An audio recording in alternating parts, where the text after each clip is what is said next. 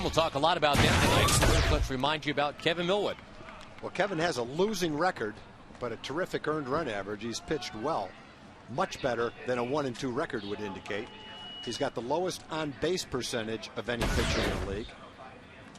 He lost a 9-inning complete game when he only gave up a couple of runs. He lost his last start at Toronto. Pitched well, though. He gave up 4 runs in 7 innings. 3 home runs did the damage. Wells, Overbay, and Rios hit home runs. The Oakland A's have not been hitting home runs. They've got 7 as a team this year.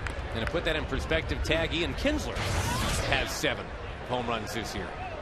Yeah, they have not got off to a good start offensively, but they've got guys who can hit. And after 17 games, it hasn't looked very good.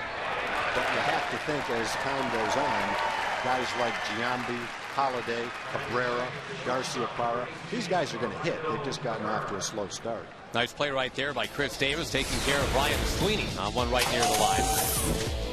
Andrew Jones in left field. Josh Hamilton with that strained intercostal muscle, basically the rib cage. He is still out for another day or two. Jared Saltalamacchia hops back behind the dish tonight. Well, the Rangers coming off that 4-3 road trip. They got it done yesterday 6-4, coming from all the way back against Baltimore. They were down 4-0. They vaulted to a 6-4 lead and then had to hang on for dear life in that 9th inning. Another save for Frankie Francisco and a well-deserved win for Matt Harrison. Ron Washington's faith in the young lefty rewarded. What a turnaround that was, huh, Tag? I mean, after an inning and a third, it looked like it was going to be a real short night for Matt. Well, it just looked like at that point in time, he just changed his whole style. He started to work quicker. He looked more determined. He started to throw the ball harder. He didn't wait between pitches. He just went right after them. Not necessarily with fastballs, although he had a really good fastball, but he had a good changeup and a good curveball, and he threw strikes, good strikes too. He missed the middle of the plate, hit the corners. Just a terrific outing. He really can't pitch much better than that. That's something you can build off of. If he can put starts together with that kind of stuff, he's going to have a fine season. Cabrera draws a walk, and that's a guy that can run around too when he's on.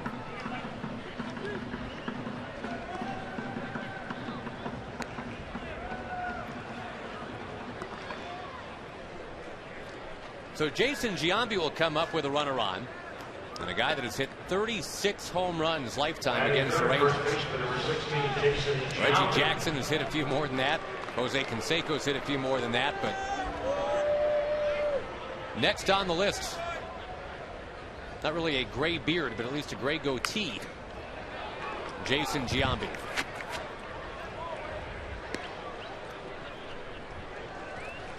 Billy Beane, the A's general manager, told the media after reacquiring Giambi, he said it's like marrying your ex-wife.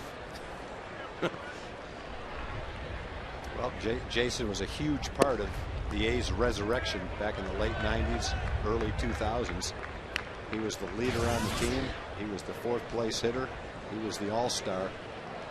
The A's had pennant contending teams. They went to postseason, and Jason was in the middle of the offense and one of the main reasons why. So he meant a lot to the A's franchise. I could see why Billy would feel that way having him come back. And as you look up and down this roster, the A's, we've already talked about it, bringing in Cabrera and Giambi and Garcia-Parra and obviously Matt Holliday. Millwood slides it in there. Nicely done. Take a look at what Jason Giambi brings, 5-time All-Star. But last year, Tag, with the A's offense generating basically 2 runs a game for a stretch of a couple of months, what the A's front office figured out is that their young pitchers were just getting real tight on the mound. Giambi disposed of, 2 down. I guess that the mindset was for them, if I allow 2 runs, I've got no chance to win. And that's a lot of pressure for a young pitcher. So for 2009, the A's decided, well, since we're committed to young pitching, at least we can make our young pitching less angst-ridden. Put Cabrera and Giambi and Garcia-Parra in the lineup. And overall, maybe, at least for now, for 09, we're in better shape. Well, they haven't signed any of those players to huge long-term contracts. They still have a lot of flexibility in their payroll. If they develop young position players, they'll have places for them in the future. But with their young pitching staff and the feeling that they could compete this year, they wanted to add some guys for this season. Matt Holliday feathers one down in the left center field. Holliday, again, huge numbers as a Colorado Rocky. Everybody waiting to see how that would translate to having to play half his games now in Oakland. So far, it hasn't translated in the power department. He hasn't hit a home run yet. That little jam shot just fell in over shortstop in front of the center fielder. But it was a good pitch by Kevin. He got it in on the fists. Just didn't get a good result.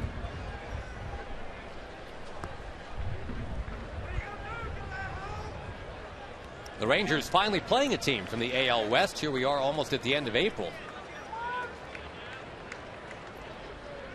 No worries, though. 56 more games to go against AL West competition. Cust and Kurt Suzuki are probably the two A's who are off to really good starts offensively. Cust is hitting for a nice average. He walks. His on-base percentage is up there. Hasn't hit a lot of extra base hits yet, but he's a guy who can hit the ball out of the ballpark and get on base. You can see it with a .425 on-base percentage. The A's have only 3 players on their entire roster tag who are hitting above .250 for the batting average right now. But you're right, Cust is one of the guys kind of keeping him slightly above water.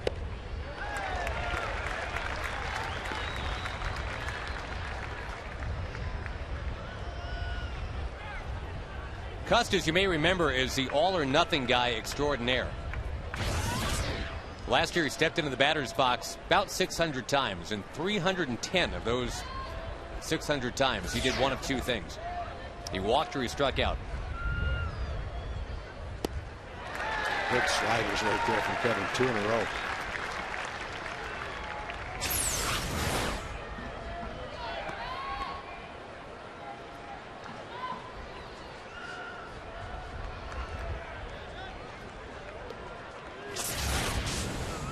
One and 2 the count.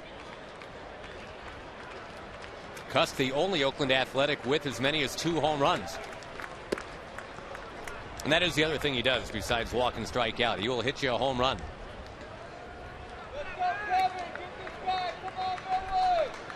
The A's had Gene Tennis years ago, a guy that would hit 230 something, walked a ton, had 20 or 25 home runs a year kind of power. That is one of the strikeouts. We got him with three sliders in that at bat. Every one was the same thing. Started out at the knees, dived out of the strike zone, and Cust missed him. Good start. No score.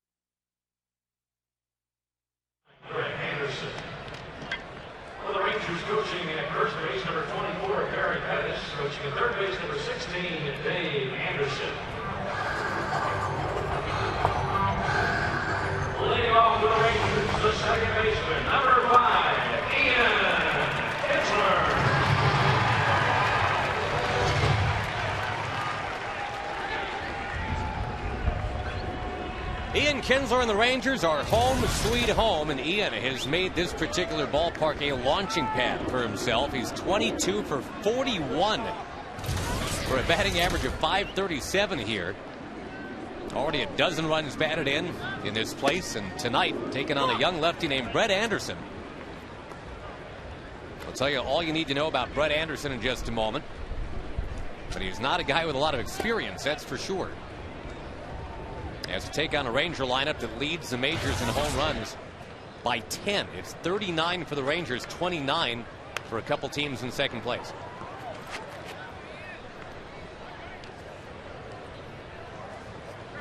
They have two young starters who are only 21 years old. Anderson is a lefty. He's their #1 prospect. They got him from Arizona in the Dan Herron trade.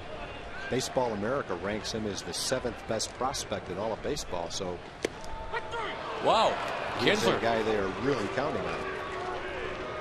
Ian, I don't think agreed with the call by Eric Cooper, but that goes as the first out against the Rangers tonight. And before we tell you more about Brett Anderson, here are the other Ranger hitters. Bird elevated to the 2 spot for the first time tonight.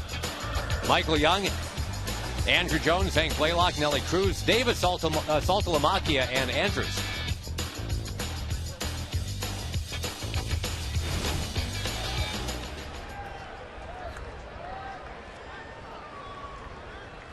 Anderson got to the big leagues this year with only 42 minor league starts. 36 of them were in A-ball. He only had 6 starts above A-ball. That was in Double-A. His record doesn't look that good, a .589 ERA, but he really hasn't pitched that badly. He had a nice start against the Red Sox, 7 innings, 5 hits, only gave up a couple of runs. He throws strikes. You saw his good curveball that struck out Ian. Looks like he got a pretty good fastball. And I think anytime you're ranked as the 7th best prospect in all of baseball and you're in the big leagues at age 21, you are a young pitcher with enormous talent. There's no doubt about that. His dad, Frank, is the head baseball coach at Oklahoma State. And another one. Same curveball that caught Ian looking. When you haven't seen a guy and he's got a sharp breaking curveball like that, it's not that easy the first time until you've seen it. He's a guy that's given 9 of his 12 runs the first time through the lineup. His ERA in the first 2 innings is over 13. After that, it's 2.19. So far, after only 3 starts, he's been one of those guys that you want to get him early, because when he settles down, he gets tough. Looks like he's tough right off the bat. Yeah, I don't want to see him get tougher than this. No kidding. Fastball, changeup, curveball.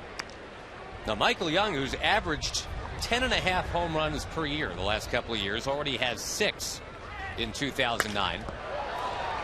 They have tended to be of the exciting 9th inning variety.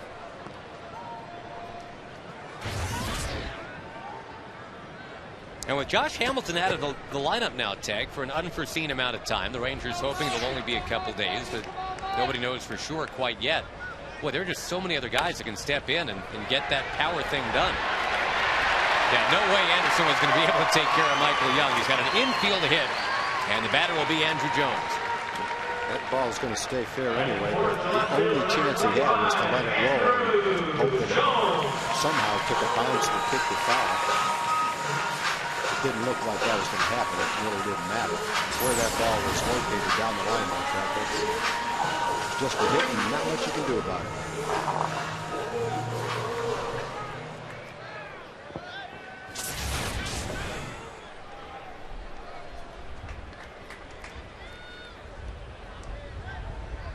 First of a 6-game homestand for the Rangers. Now, at least for the first 4 games of this homestand, Tag, the Rangers are facing all lefties. 3 Oakland lefties. It looks like the Rangers will face Mark Burley when the White Sox come in on Friday night.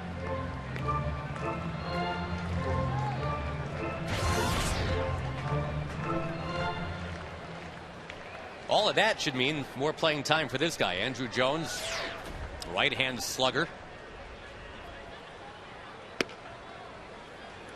Off to a .370 start for the batting average here as an American League player. All those years with the Braves, the one very forgettable year in LA with the Dodgers.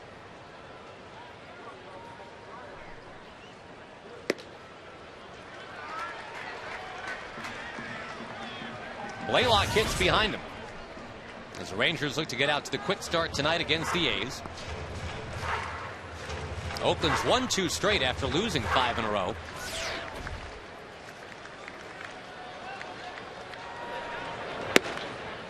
Strike on the outside corner.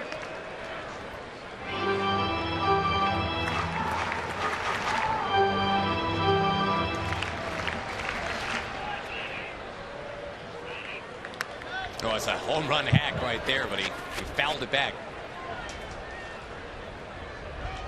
And the crowd continues to grow. Looks like a good walk-up sales night tonight. Kind of a late arriving crowd. I think people are just waiting to see if indeed the rain would stay away, and it will.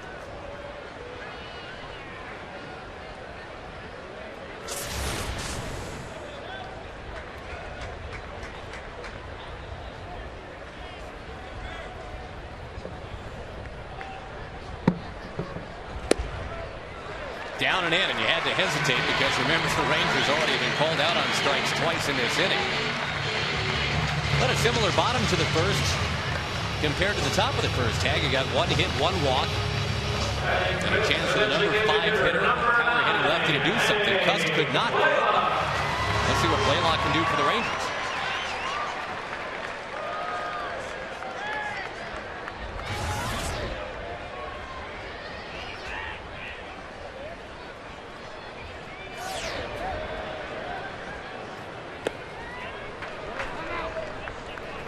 A couple guys the A's are missing out there, at least tonight.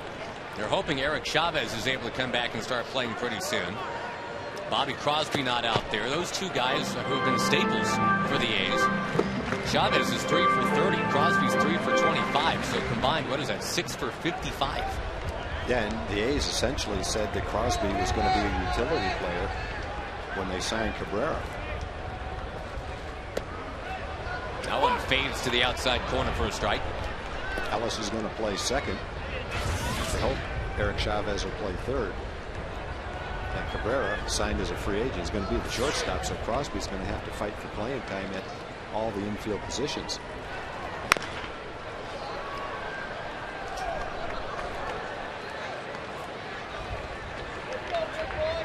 The Rangers infield seems a lot more set. With Young at third, Andrews at short, Kinsler at second, and Chris Davis at first. And Blaylock has settled in as pretty much the everyday DH. And here he is facing a lefty, and he is DHing tonight. Ranger fans who've been with the program here for the last few years might remember that there was talk years ago that Hank Blaylock, quote unquote, just couldn't hit lefties. Well, now he's DHing, even against lefties.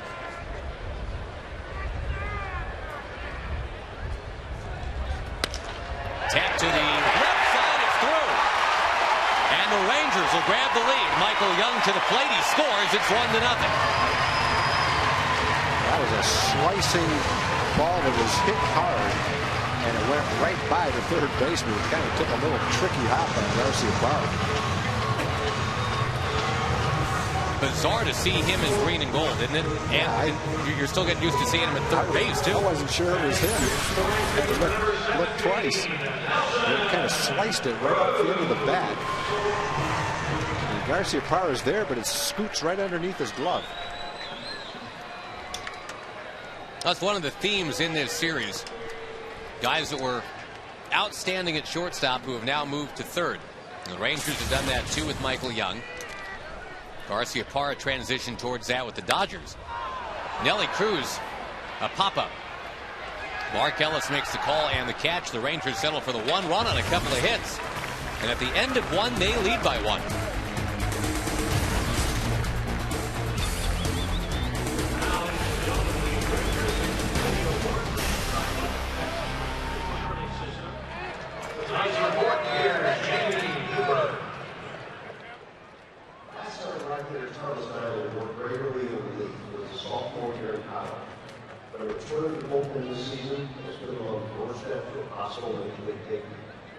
The Rangers' first round pick in 2004.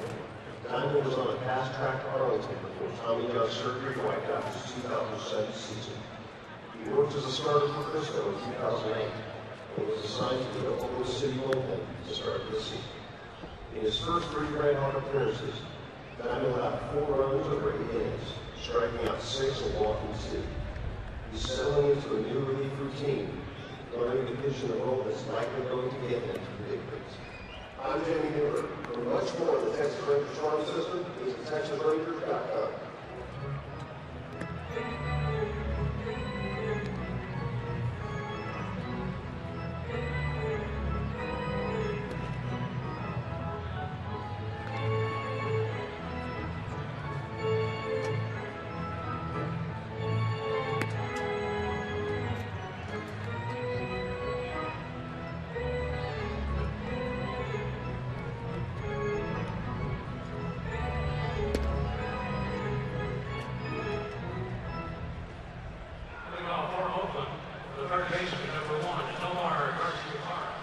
Rangers ahead 1-0. We go to Jim Knox. All right, thank you, Josh. With us tonight in Community Courtroom, while it's Karen Morris of the Texas Rangers, here to talk about a big event, Josh, you are part of, and the Rangers are, of course, all over this triple play, which comes May 17th, Karen. Right. This is Josh's baby. Josh was the creator of this event and has kind of just evolved from that point. The event is in 2 weeks, May 17th at the Hilton Anatole. It benefits the Texas Rangers Baseball Foundation. It's our biggest fundraiser. It allows for fans to really experience a unique evening with players, includes a live and silent auction, as well as our players competing in game shows. So you'll see them compete in Fielders Feud, infielders versus outfielders, and a little battle of the sexes. In addition, we have some great auction items. Speaking of action, how about that play right there, Josh? Ian Kinsler. Fantastic. I'm sorry, Jim. Go ahead. Okay, continuing on. Ian Kinsler, of course, will be there. And the good thing about this, you know what? The fans can actually purchase tickets, and they may be sitting at Ian Kinsler's table, right? Exactly. Tickets are still available. You can get them at TexasRangers.com or 972 Rangers.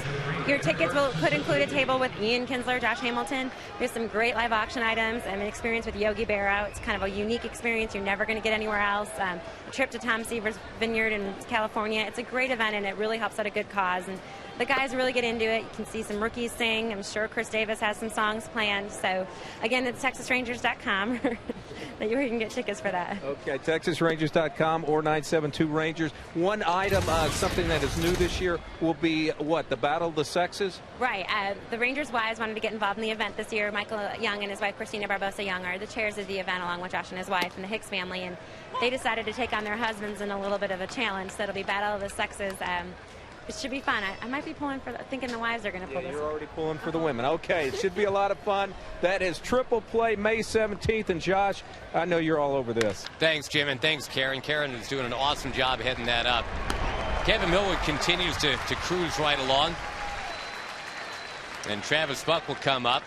It always seems there's something really exciting happening on the field when we go to Jim Knox. We apologize for that. This is some kind of play by Ian Kinsler. Well, you're talking about a second baseman, and I've said this 100 times, that there's no play on the field that he can't make. He's got range to his right, his left. He can come in on the ball. He's got a strong arm. He can turn a double play. There's nothing he can't do defensively. And so much was made of the errors he made last year, but I think you focus on the plays he makes, not the errors he made. And if you want to focus on the errors he made last year, focus on the fact that this is the 20th game and he hasn't made an error this year. You're talking about a kid that a lot of people just look at the errors and say he must not be a good defensive player. He's a kid that has the talent and the opportunity down the road to be a Gold Glove at second base. That's the kind of talent he has. And oh, by the way, he's top 10 in the league in hitting and top 4 in runs batted in, top 2 in home runs, and top 2 in stolen bases.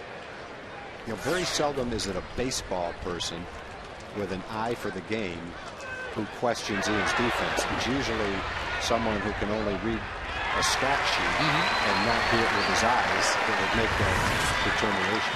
By the way, I'm a big fan of the Kevin Millwood outing so far. I like the second inning. 2 groundouts and a strikeout. It stays 1-0.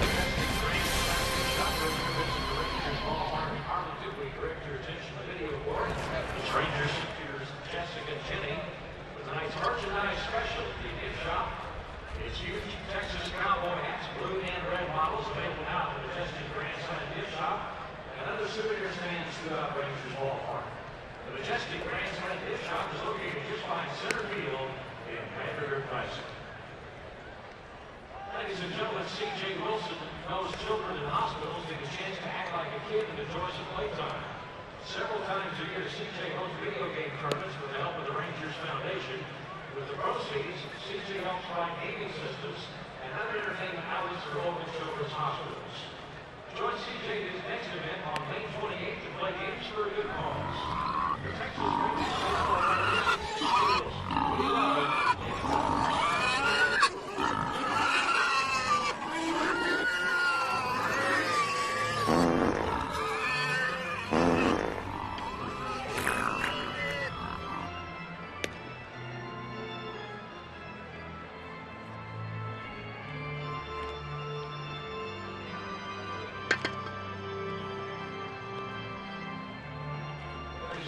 Your attention, please. For Oakland, number 7, Bobby Crosby, now playing third base. Bobby Crosby, number 7, now playing third base. Leading off for the Rangers, the first baseman, number 19, Chris Davis.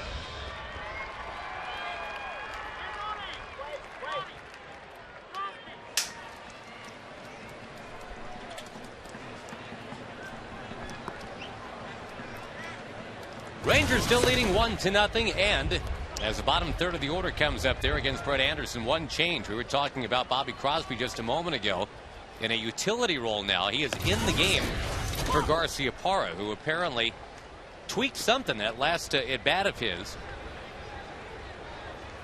Hamstring or some such. Davis pops one past Crosby into left field. Matt Holliday near the line. We didn't get to talk much about Garciaparra tonight. Let's go back to his at bat.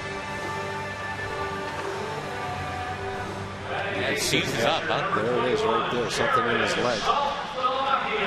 That's probably why he wasn't able to beat that ball out. Ian made a spectacular play, but you can see right there Garciaparra pulls up a little bit short of the bag. Tries to run through the bag, but couldn't stay in the game. We go from Garciaparra to Saltalamacchia. Our kingdom for Ed Ott. Salty had himself a terrific road trip. 7 for his last 12 at bats as his homestand begins. And Tag, as you've been pointing out, his defense all of a sudden has become just outstanding. It really has. He's blocking balls well. Obviously throwing very well. He had his first stolen base against him in Baltimore, but it was a play where he just had no chance. The base was stolen on the pitcher. He's thrown out 3 runners with good footwork, accurate throws. That's a nice development. And even though he got off to a slow start offensively, it didn't affect his defense. And his offense has come around nicely now, almost up to 280. Out of play it goes up into the second deck of this beautiful ballpark. You know, and the Rangers' second catcher, Taylor Teagarden, played in yesterday's ball game. Had had 2 hits. One of them was a base hit driving a run to tie the game. And that did a really good job of catching yesterday, bringing Matt Harrison along in that game, helping him get through the first couple of innings. Called a great game. So the catching position is something that's handled by 2 good young catchers. On the ground, and there's Crosby. On across for the out.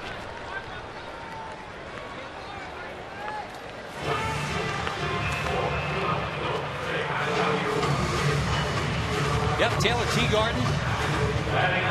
He was among the contributors in the game yesterday. Came into that game with only 1 hit. And then he ended up with 2 over a span of 3 innings at one point. David Murphy came into that game with 1 hit tag. He had 2 in 2 innings, and they were both real big. Sure. Game winner. Turned out to be the game winner. Base 2 out, bases loaded single. Line drive over short. And again, the grace with which he was able to conduct himself as he was starting his season 0 for 23. I think very inspirational to a lot of people. Never got down on himself. You never saw him throw a helmet or anything like that. Probably felt like doing it, but never did.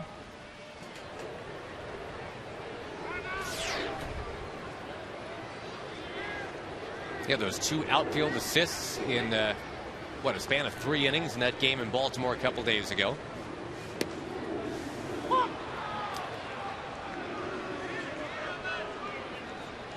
One and two to Andrews, the 20-year-old rookie. I think a lot of people in baseball tag are fascinated by the dynamic the Rangers have at the shortstop position this year. It's either a guy who's one of the youngest players in baseball or the oldest player in baseball. You got either the 20-year-old Andrews or the 42-year-old Vizquel. Well, the 42-year-old played in yesterday's ball game and handled every play routinely. Andrews, who grew up in Venezuela, modeling his game after Omar Vizquel's, now plays with Omar Vizquel. In fact, battles him for playing time. There's a walk, and a good sign to see.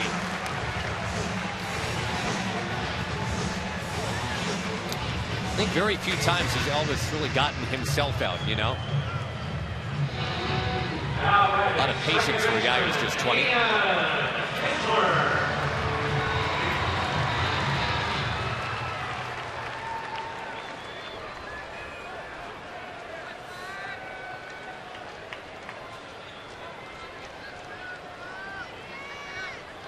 So what do you think? Does Elvis Andrus get a chance to jet around to second and even third here? Well, he's never seen the pitcher before, so I don't know how well he knows his move, but it is a situation where if he felt comfortable and got a jump, you would definitely try to go. And Ron has shown that he wants to be aggressive on the bases. He wants the guys to run, give them the opportunity. Just a matter of whether he thinks he can get a jump or not. Speed is part of Elvis's game. Stealing bases is part of his game and has been throughout his minor league career. I think it's just a matter of learning the pitchers, learning their moves, and being comfortable that you can get a good jump. Andrus was at Double-A all last year. Anderson was only at Double-A for 6 starts last year. He was at Single-A ball most of last season.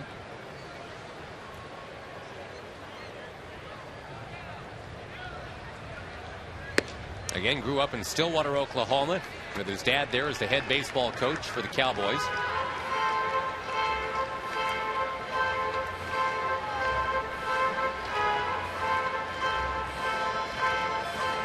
But basically, you know, if you go from being with the Stockton Ports to the Oakland A's in really only about 10 months' time, obviously you got something going on.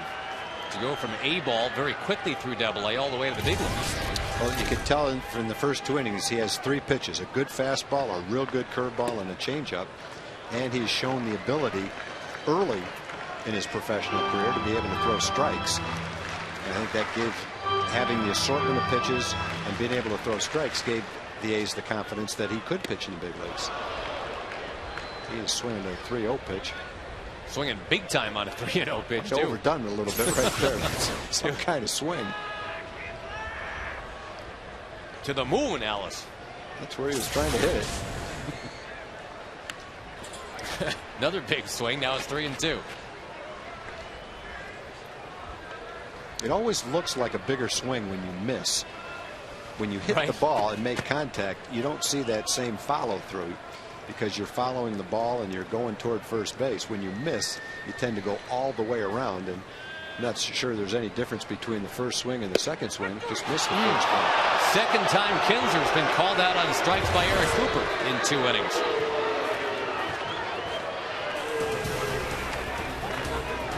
All righty then. 1-0 Rangers at the end of 2.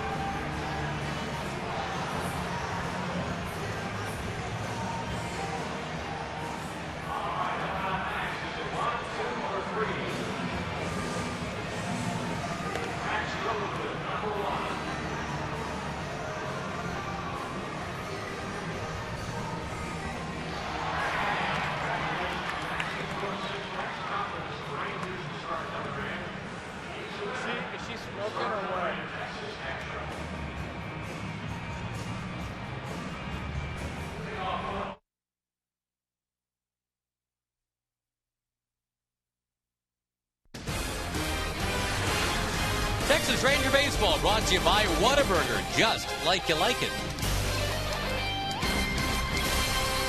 Rangers scored in the bottom of the first, and that's it so far. We go to the third inning. Kevin Millwood had a very quick and easy second. And he will deal here with Mark Ellis, who for some reason has just been a real tough out for Kevin Millwood over the years. Number 9 hitter for the A's, 12 for 28 lifetime against Kevin. And the other thing about Ellis, no matter who's on the mound for the Rangers, when it's this particular mound, well, he hits real well in this ballpark. He's been around long enough now, played enough games against the Rangers where it's not just one of those short samples.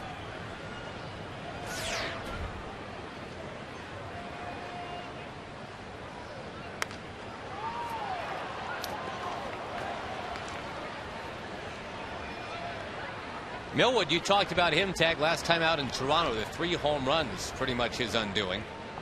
He had gone into that game with only 2 extra base hits allowed all year.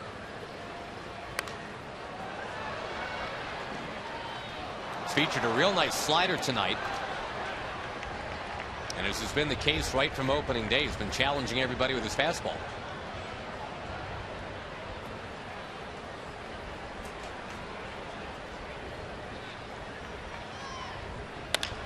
On the ground to short, Elvis Andrews will pick it up. Oh, and Ellis limping around as he gets halfway there. So both Mark Ellis and Nomar Garcia-Parra have had apparent hamstring issues now on runs to first base. So they're basically 2 of their 4 infielders now have done the same thing. Yeah, Ellis really pulled up on that ball. Wow.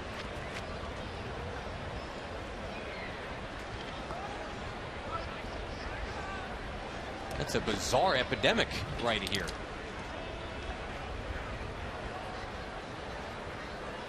Steve Sales has been out there a couple times now, the head athletic trainer. College teammate of Tony Gwynn back in the day, Steve Sales. Boy, it happened right coming out of the box, yeah. It looked like.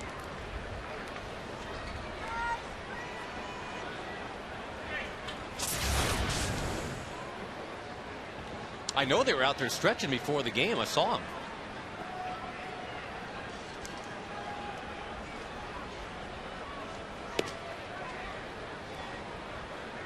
Ryan Sweeney is the batter.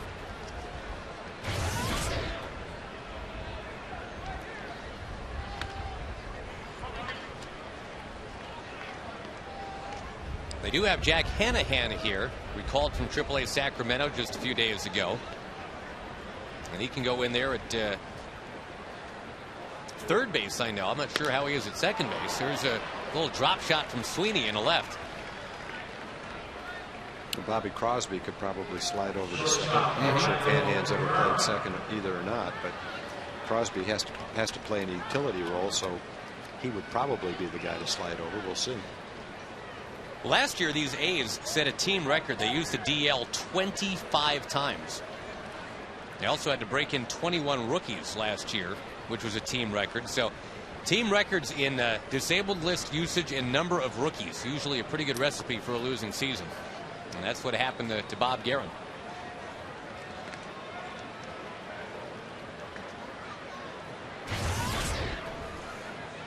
The Rangers finished ahead of the A's in the standings last year for the first time since 1999.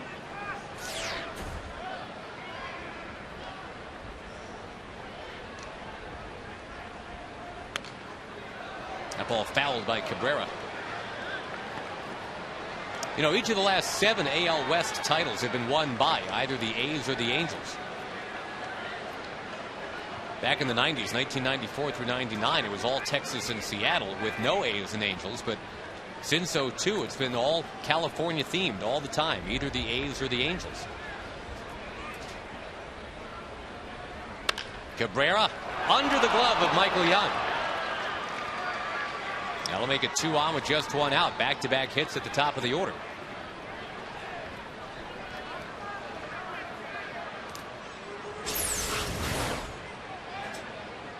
First baseman Jason Giambi.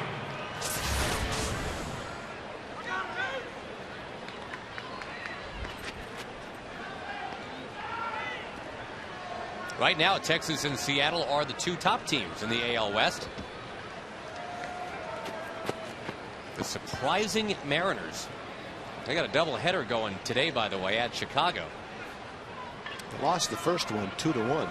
Bartolo Colon beat them. They're winning the second one, though, 4-0.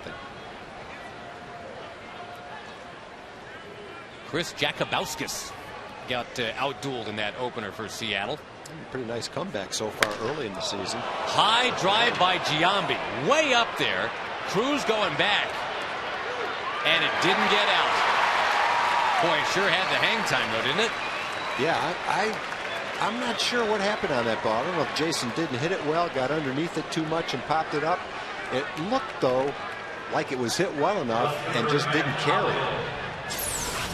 Sometimes the jet stream, and I don't even know if the jet stream is there tonight, works better on line drives and semi-fly balls. This was sky high, and I think sometimes when it gets up that high, the wind that does tend to blow in will affect that kind of a ball more than a line drive. And off the bat, it was worrisome, but then Nelly didn't even get to the warning track to catch it.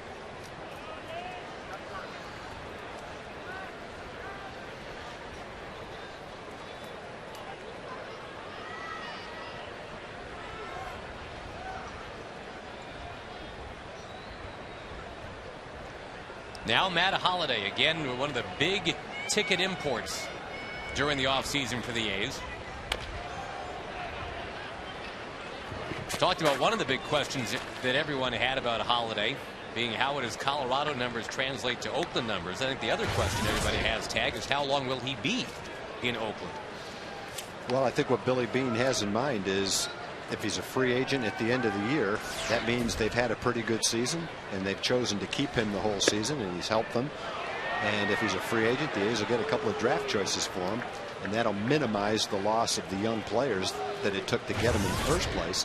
And if they're not in contention at some point in time after the All-Star break, they could trade him for younger players to try to recoup some of the losses from the players that they traded to get him. He was a popular but very low-key kind of part of that Rockies clubhouse. That's a team known for having a very quiet, very religious bent in that clubhouse. Oakland's clubhouse has always been a little closer to Delta Tau Chi fraternity than Animal House. Everybody is saying he has fit in great with his new mates in Oakland, and you read his resume here. There's a lot to like about Matt Holliday. He's a lifetime .319 hitter. He had a season in 07 where he hit 50 doubles, 36 home runs, 6 triples, and knocked in 137 runs. So he's got a pretty good track record going for him. Those are MVP numbers. Kinsler, hell, he couldn't get it. Over there to backhand it. It got under his glove, and this game is tied. It's been a weird game so far tonight defensively. We've seen baseballs just kind of skim past third baseman and second baseman tonight.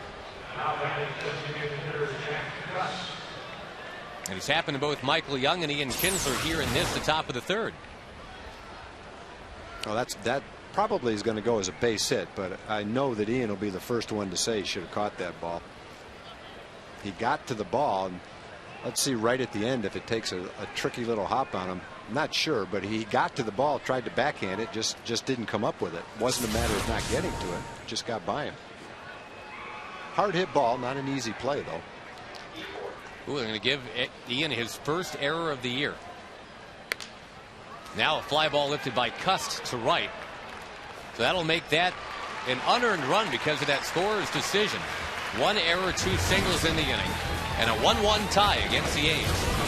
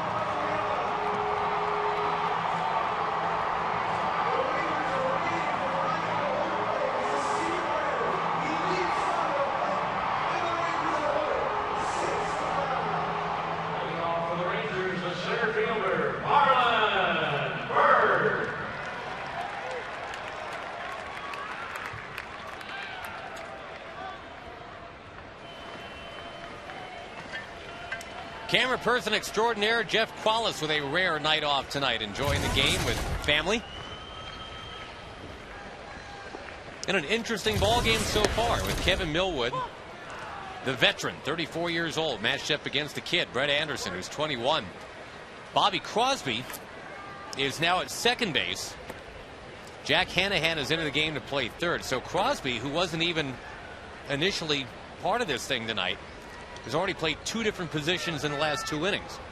They've had 3 third basemen in 3 innings. High pop up back this way by Marlon Byrd. Yeah, if you're Rangers third base coach Dave Anderson, you've said, hey, how you doing 3 times tonight. Garcia Parra first, then Crosby, and now Hanahan.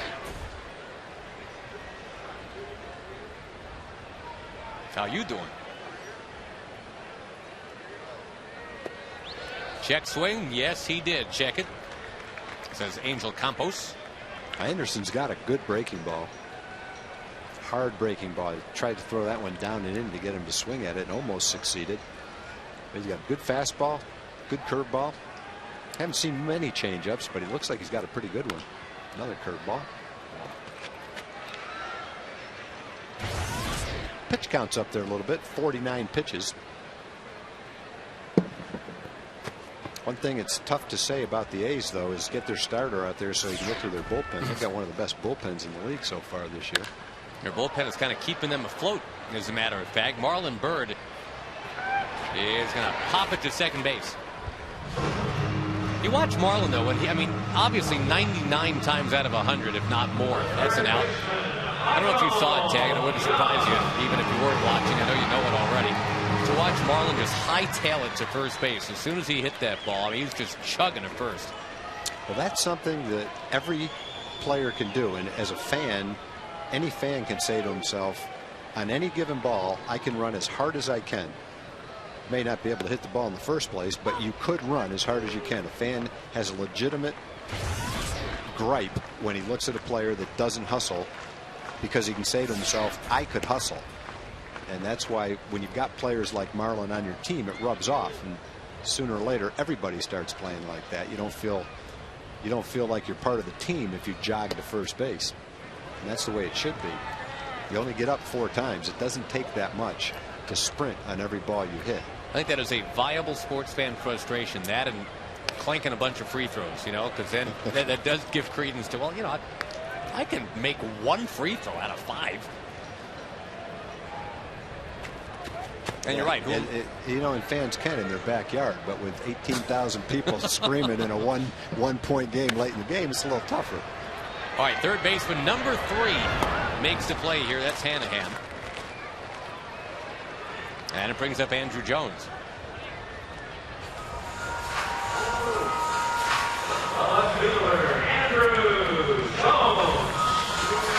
Throughout the course of the season, if you adopt that kind of style, running balls out to first base, there'll probably be, who knows, 3 balls, 6 balls, 10 balls that look like routine ground ball outs that with a little bobble turn into the runner safe at first, as opposed to being out if you didn't run all out to first base.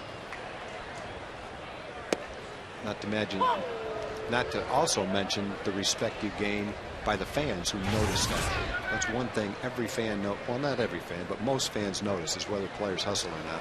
Fortunately, in the big leagues, the predominant number of players do hustle.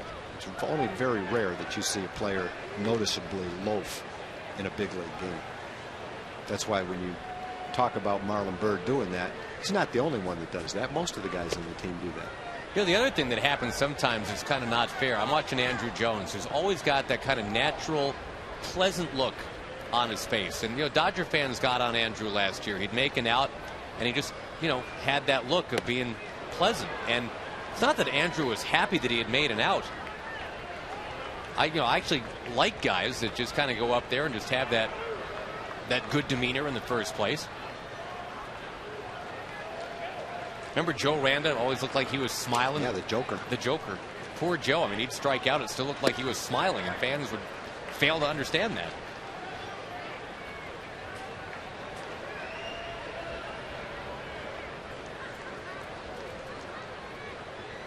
Some guys set up and they're kind of gritting their teeth and they look mean. Andrew just kind of looks happy to be here. Oh, except right now, and I don't blame him, because the Rangers are getting called out on a bunch of strikes here tonight. Eric Cooper rings up another.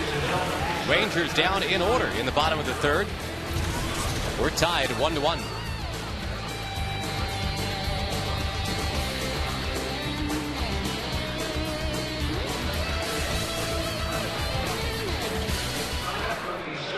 Right now, the sports park, and sign up just like Kristen Wood from the Colony, signing up right now to be a Junior Ranger presented by Dr. Pepper.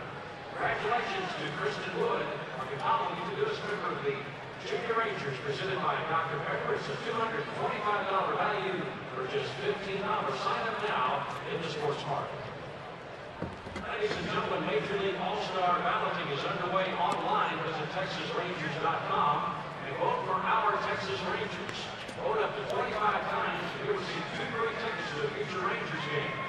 Rangers on the ballot include All-Stars Ian Kinsler, Michael Young, and Josh Hamilton. Plus other Ranger players, First Davis, Elvis Andrews, David Murphy, Nelson Cruz, and Jared Salvador.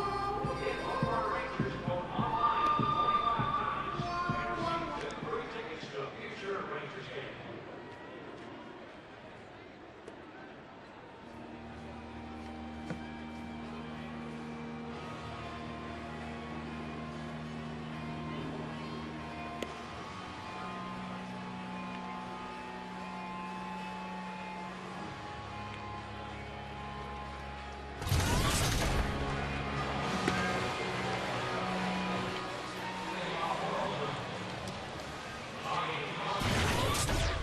Folks, after the Rangers play the White Sox this Friday, all fans will enjoy Big Bang fireworks presented by Windmill Suites.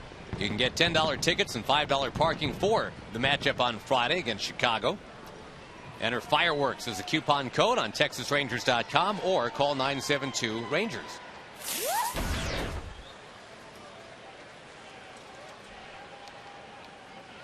Bobby Crosby, his first at bat tonight. He sees Michael Young playing way back at third base and bunts his way on. That's pretty smart play right there. I think if for any, unless you're a home run hitter hitting third or fourth, maybe fifth, if you see the third baseman playing back there and you've got the ability to bunt and run a little bit, you might as well give it a shot. It's the same thing as a line drive to center field. Yeah. And it doesn't even have to be that good a bunt. That bunt rolls all the way past third base, but that's all it had to do when Michael's playing back like that.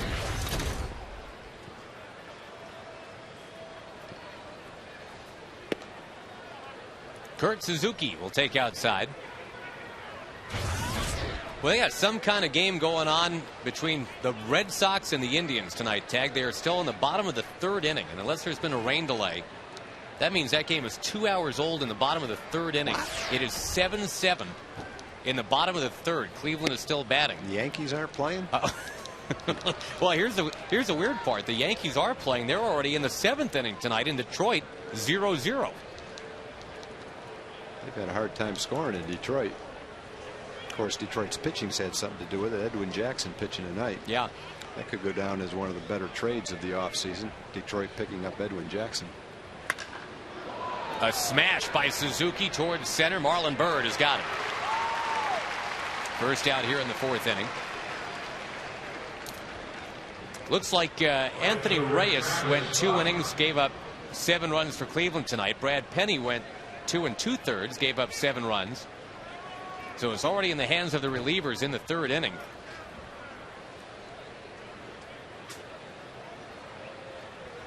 I'm not seeing any note in this game that there was a delay of any sort. So that would be. They got a shot at the all-time record for time of game tonight. At least the Yankees and the Red Sox had 2 games in their last series that lasted 4 hours and 20 minutes.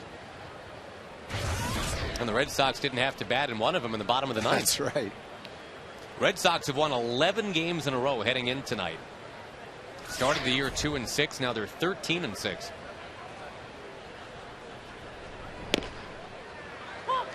Strike to Travis Buck.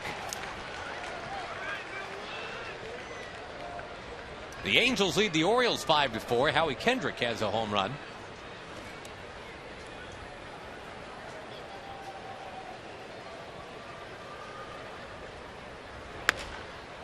Andrews will grab it and fire to first base. Not in time to get the double play. But he was ready, wasn't he? Planted and gunned it.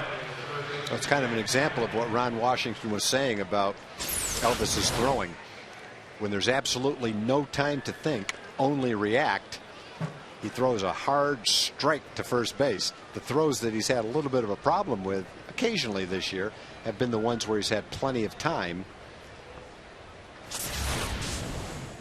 And some of those throws have bounced, some of them have sailed on him. But most of the time, when it's a reaction play with no time to spare, you see a great accurate throw. Here is Jack Hanahan, who will take strike 1. And that is hardly an alarming thing for a 20-year-old shortstop. Those are things that iron out over time. When you've got the talent, especially the talent that he has, that's not something you worry about.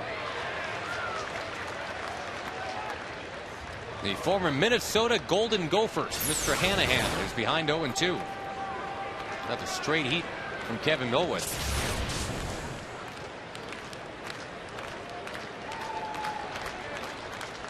Look out. Try it again. By the way, our tracker technology is down tonight. We apologize for that. Normally we'd be showing you where, well, maybe not that one, but where the close pitches are in relation to the strike zone. But we're having a technical glitch with that tonight. There have been 7 strikeouts in the game. Some of them have been looking, so it's been a good night to have the tracker working. The only tracker we've got tonight is Eric Cooper. Isn't that always the case, though? Dishwasher always breaks down when you got a whole sink full of dirty dishes, you know? Yep. It happens to be one of those. That problem all the time. Yeah, but you had all day to work on it today. I'm sure you didn't sleep in or anything. Just take them out of the dishwasher, put them in the sink, wash them and dry them, put them away. Just like your days back at the diner. Washing those dishes with your shirt sleeves up. Strike 3 call. Don't need the tracker on that one. That looks pretty good. Kevin Millwood strikes out Hanahan and stays 1-1.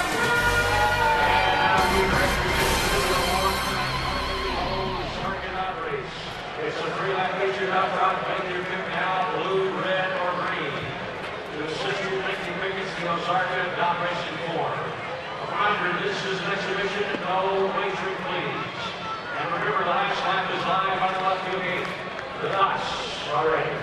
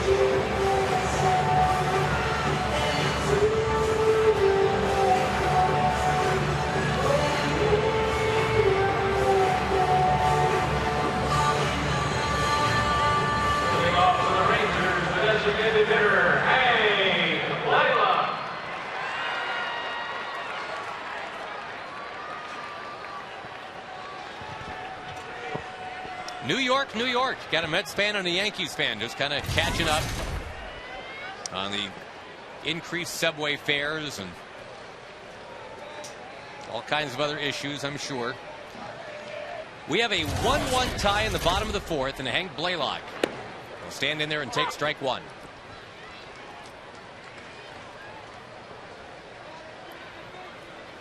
Blaylock, Cruz, and Davis against young Brett Anderson this inning. Oh, he's got some good pitches, boy. Fastball and good sharp breaking curveball. Looks like he can throw it any time he wants and keep in the strike zone too. Passed him out, heading right up the middle. Base hit, Hank Blaylock. Nice job of hitting because he hit that good curveball. 0-2, right back up the middle for a base hit. Hank's 2 for 2. Still no extra base hits in this game between the Rangers and the A's as we play the fourth inning and we check our Ford leaderboard. Rangers have been slugging it their way around the bases this year. Not tonight, but a .511 slugging percentage.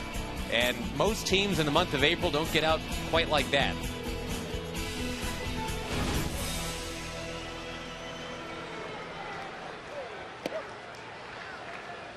Now, Brett Anderson last time out allowed more home runs than he had guys struck out.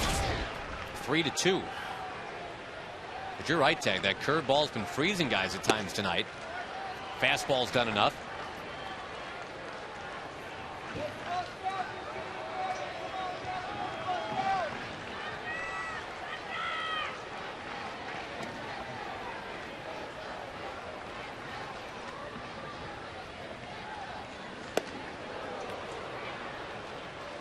The A's out hitting the Rangers 4-3. The Rangers have made one error. Texas getting its run in the bottom of the first. The A's in the top of the third.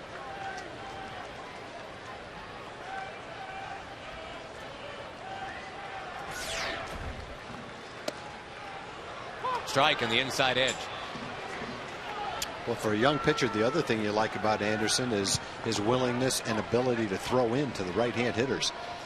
He's pounded the ball in there with his fastball consistently to all the hitters all night long. On the ground, hard to short. The A's looking to turn it. They do on Nelly Cruz, a 6'4" 3 DP. Hard hit ball. Nice play.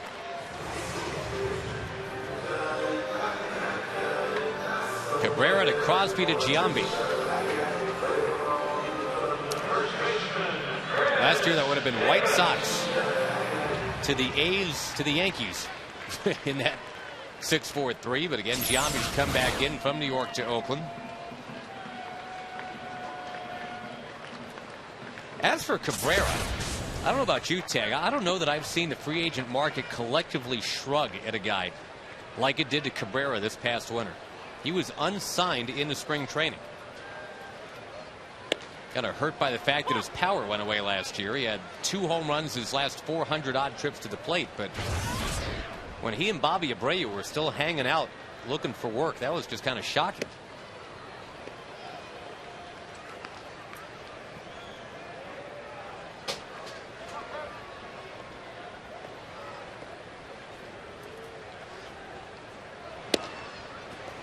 Outside corner to Davis.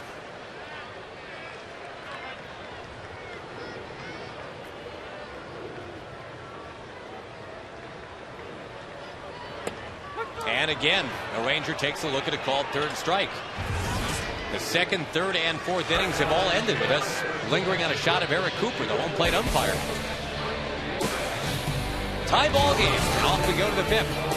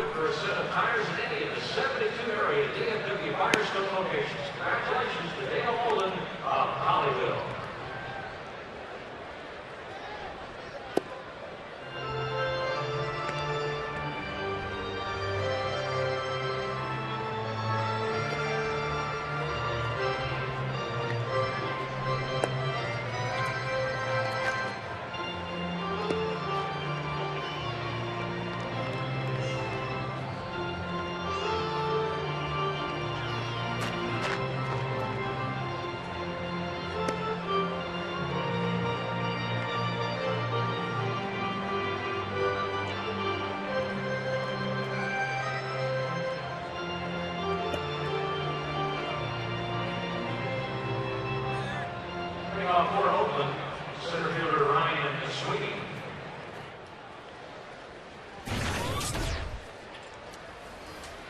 Kids 13 and under can sign up now for the Junior Rangers Club presented by Dr. Pepper. As a member of the Rangers Kids Fan Club, you'll receive 8 ticket vouchers, a chance to hear from Rangers players at the Meet the Rangers series. You get a backpack, you get a cap. To sign up, you just go to TexasRangers.com.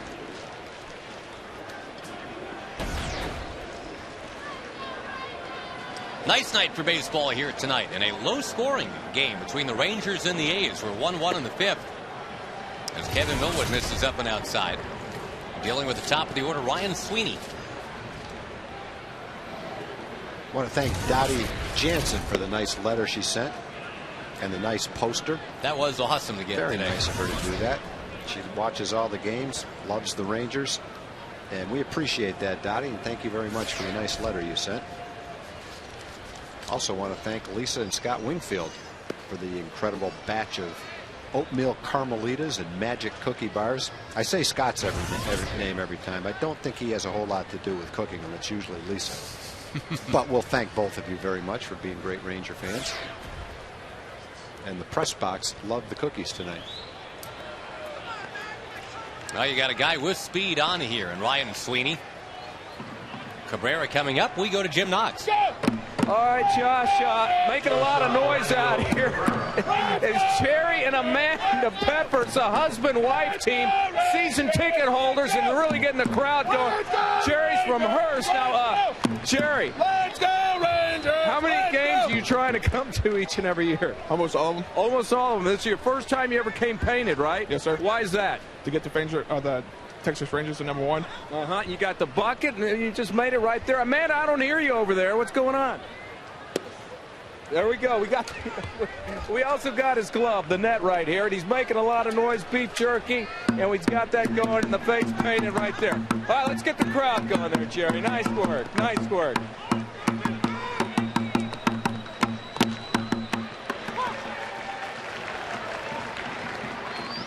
Thank you, Jim.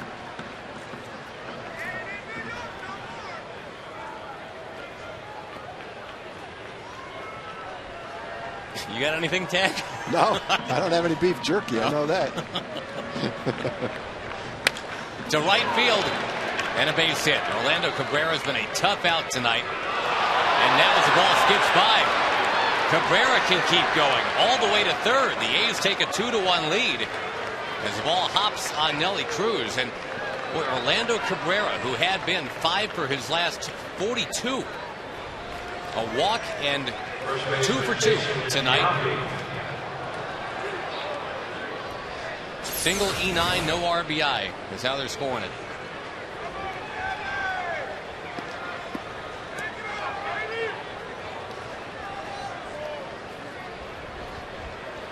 We've seen some weird English on baseballs tonight. The Rangers have the infield back with nobody out. And the slugging Jason Giambi at the plate.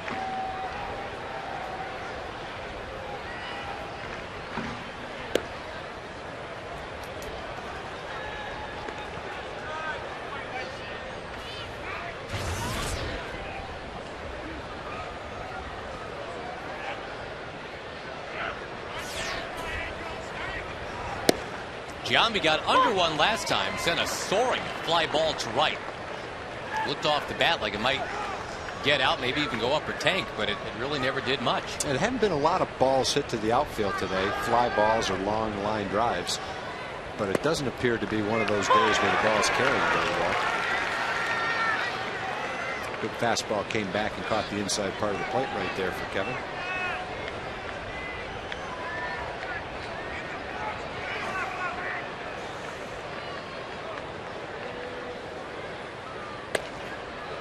Wow, Giambi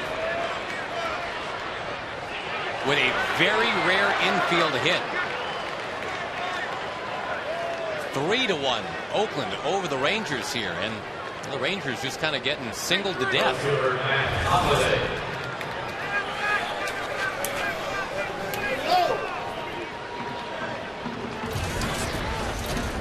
The A's true to form. I mean, they're not a team that's been belting around extra base hits this year. They have not done it tonight. The Rangers, surprisingly, have not been able to do it tonight.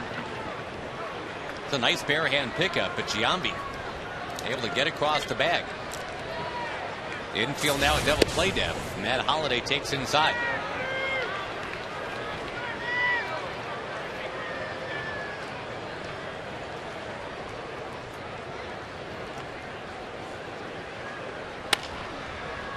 Slowly hit. Can they turn it? Kinsler rockets it on to first. They do. Turn it on to Holliday, who runs well.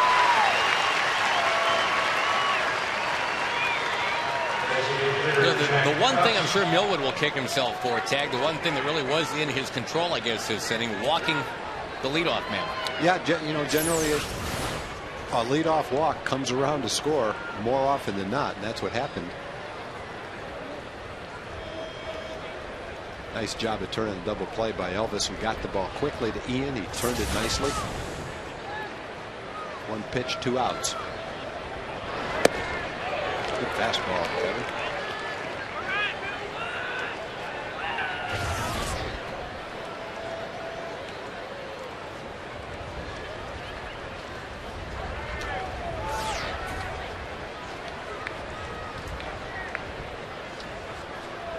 Custa strikeout victim in the first. He flied out to end the third.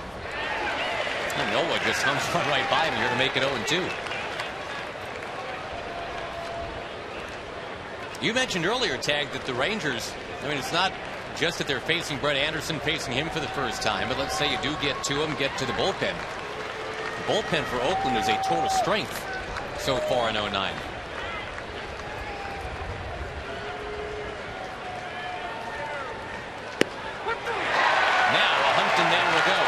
Looking for runs after Millwood punches out Jack Custa at the top of the 5th. It is 3-1 Athletics.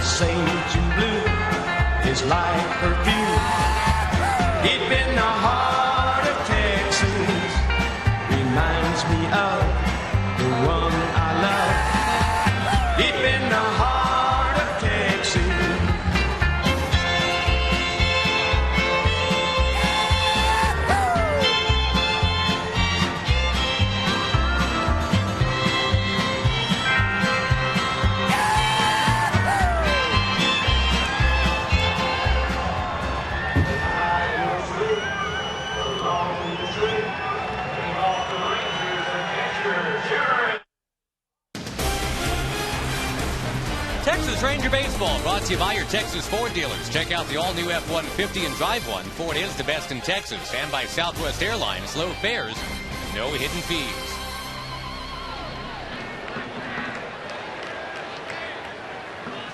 '21-year-old Brett Anderson has not won at the big league level yet, but he's got a 3-1 lead.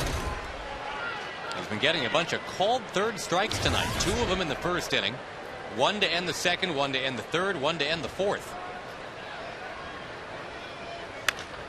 Saltalamacchia sends a towering fly ball up into the air.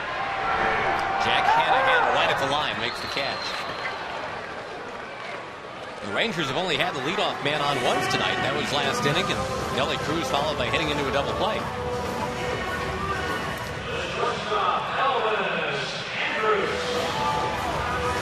You have to be pretty impressed with Brett Anderson. Just turned 21 years old. He's out there pitching like he's 31, like he's been in the big leagues for 5 or 10 years. We're going to see another of the youngsters, Josh Outman, tomorrow. What a great name for a pitcher, huh? Outman. A guy that's had some control issues, but a great arm.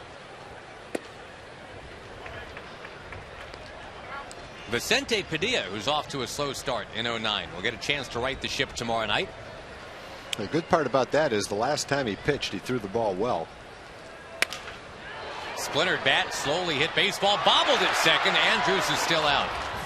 Crosby makes the recovery. First few times Vicente pitched, he really didn't have his fastball, but last time he did, his fastball was consistently in the low to mid 90s, right where it normally is. And so as long as the velocity's there, then you have to think everything will be okay with him.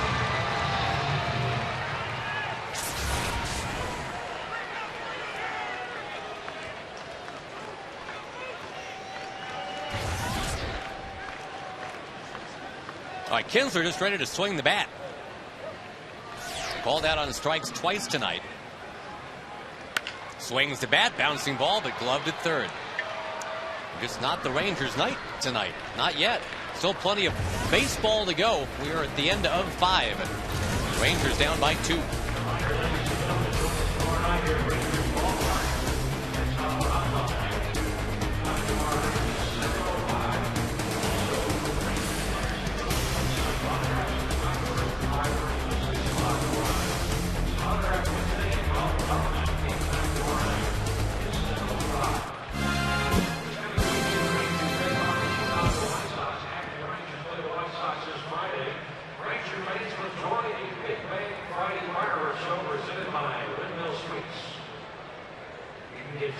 Tickets and $5 parking for Friday night's game against Chicago.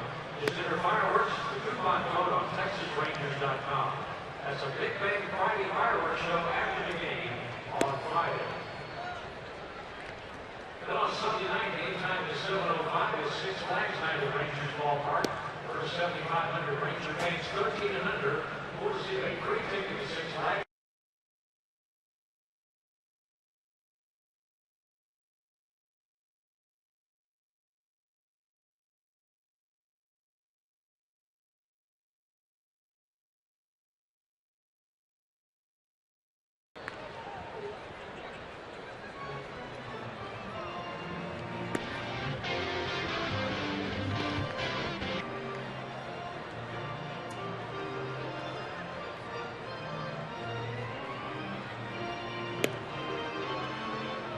For Oakland, second baseman Bobby Crosby.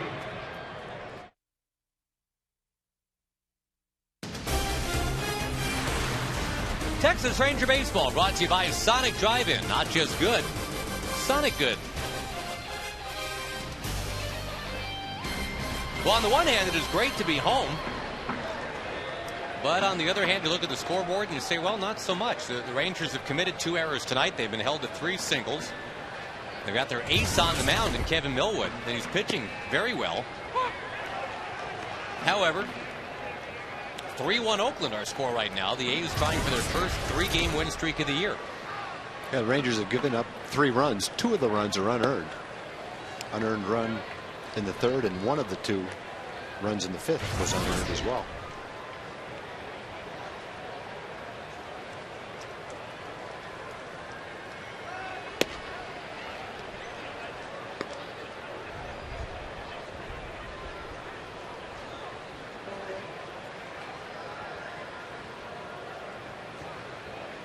Young was playing in, now drops back, and Crosby hammers it right in between Young and Andrews.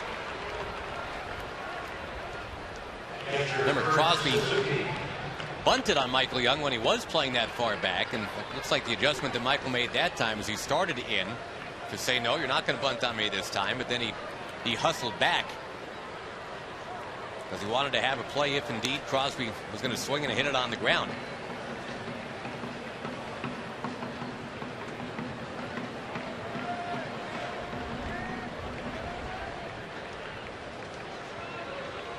Kurt Suzuki from the Hawaiian island of Maui.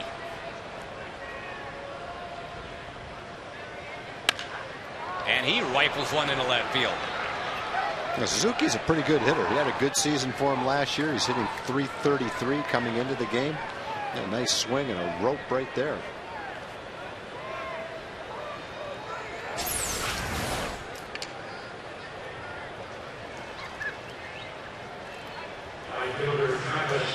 So what do you think here, Travis Buck?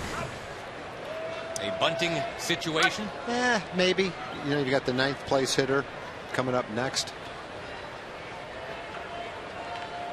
Now what's happening with Millie meantime? He's looking at his finger. Ooh, yeah, you can see that fingernail. That's not good. Ooh. Are we high def tonight? I don't even know. Yes, we are in high def tonight. I'm sure that shows up beautifully. Ugh. Blood blister or something with the fingernail.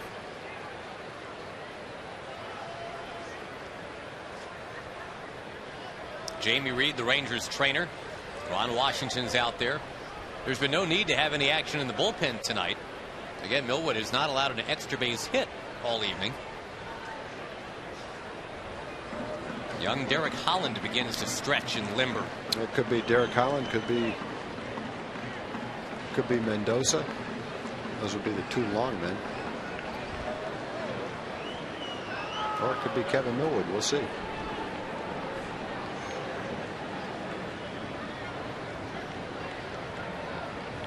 Millwood's a tough cookie. I mean, he's not going to ask out of this game.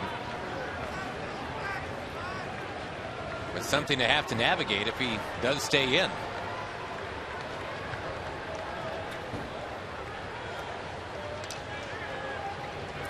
Rangers will play in case it's a bunt. Davis, Young in at their positions.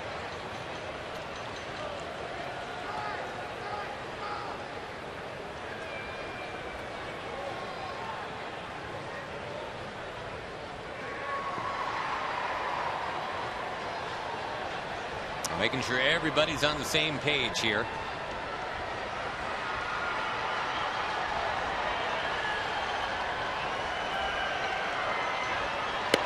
No sign of the bunt yet.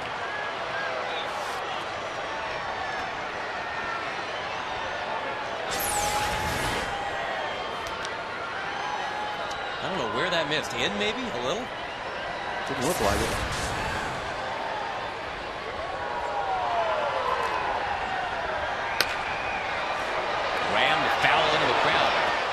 Was in mid-wave and then had to stop the wave to get ready for the foul ball.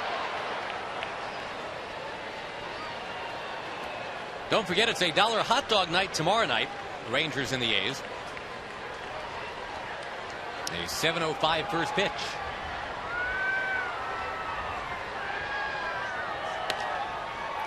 Looped out to left field. Andrew Jones is there. So not bunting with Buck. The runners do not move, and hey, you're a double play ball away from getting out of this thing with no harm done. Well, you'd love to do that the way Brett Anderson is pitching for Oakland right now. He's throwing a lot of quality pitches.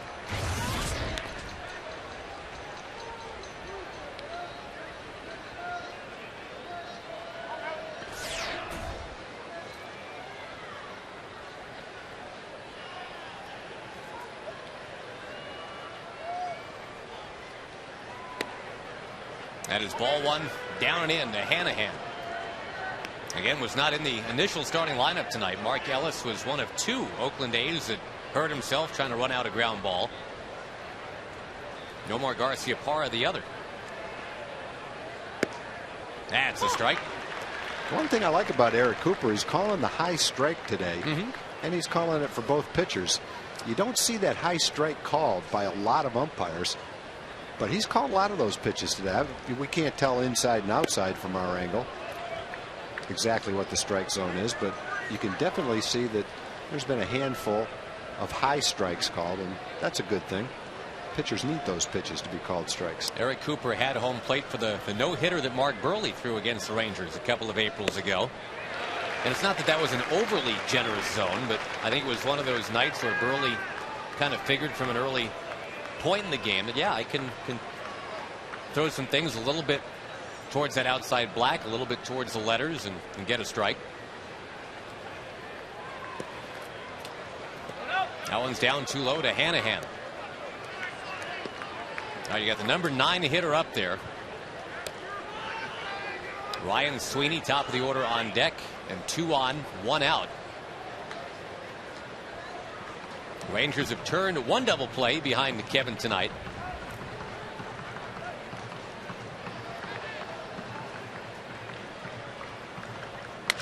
Can they turn another one? Millwood to Andrews. Yes, they can. A double play.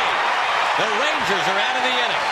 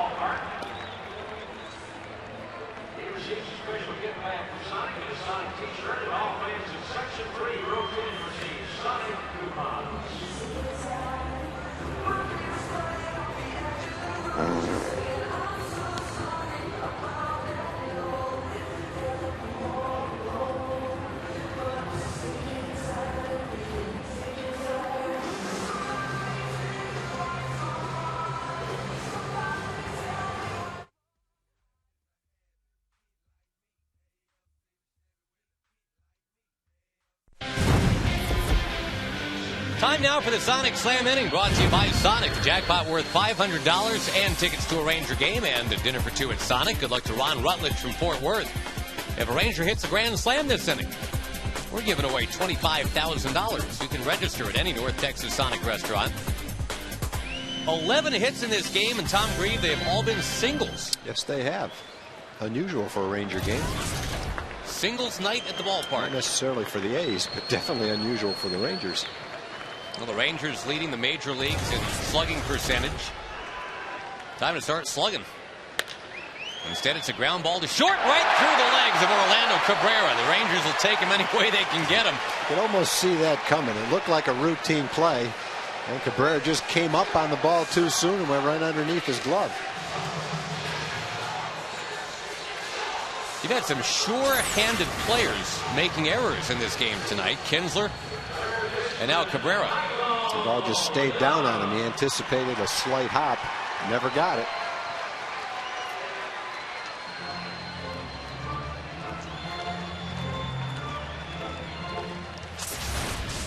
Bird is on. Michael Young comes up as a tying man. That first pitch breaking ball. We've seen a lot of that tonight.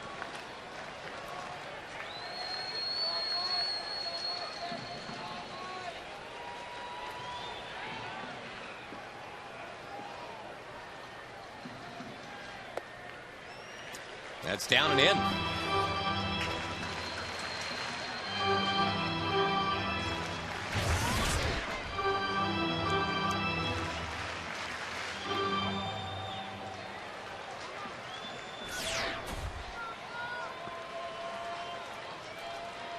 Now, Brett Anderson will get a visit now from Kurt Suzuki.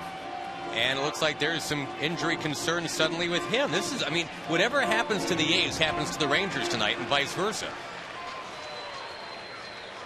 The ball skips on Kinsler for an error. A ball doesn't come up on Cabrera for an error. Millwood has something happen with his finger. It looked like Kevin's was his fingernail. I think if Kevin had a blister, I don't think he would have been able to stay in the game. And if Kurt would move out of the way, we might be able to see his hand. That looks more like a blister. Yep, right sure there. does. The Stillwater, Oklahoma product. Again, Anderson's dad, the baseball coach there, one of the guys he coached, Matt Holliday.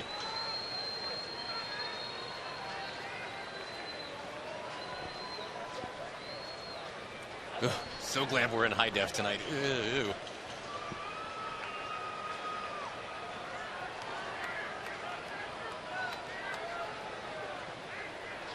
Steve Sales, the trainer, has been dealing with hamstrings and blisters tonight.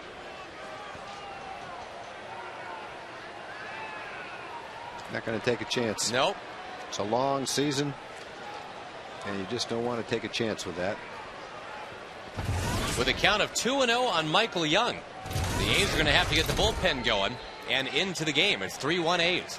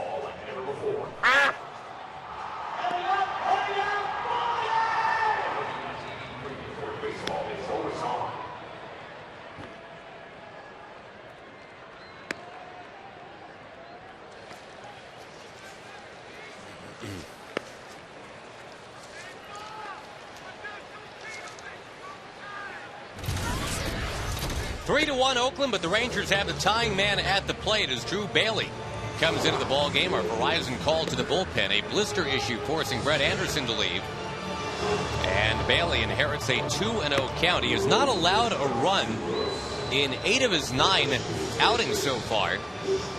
Got an ERA of 0.7. Amazing thing about Bailey, batters are 2 for 40 against him.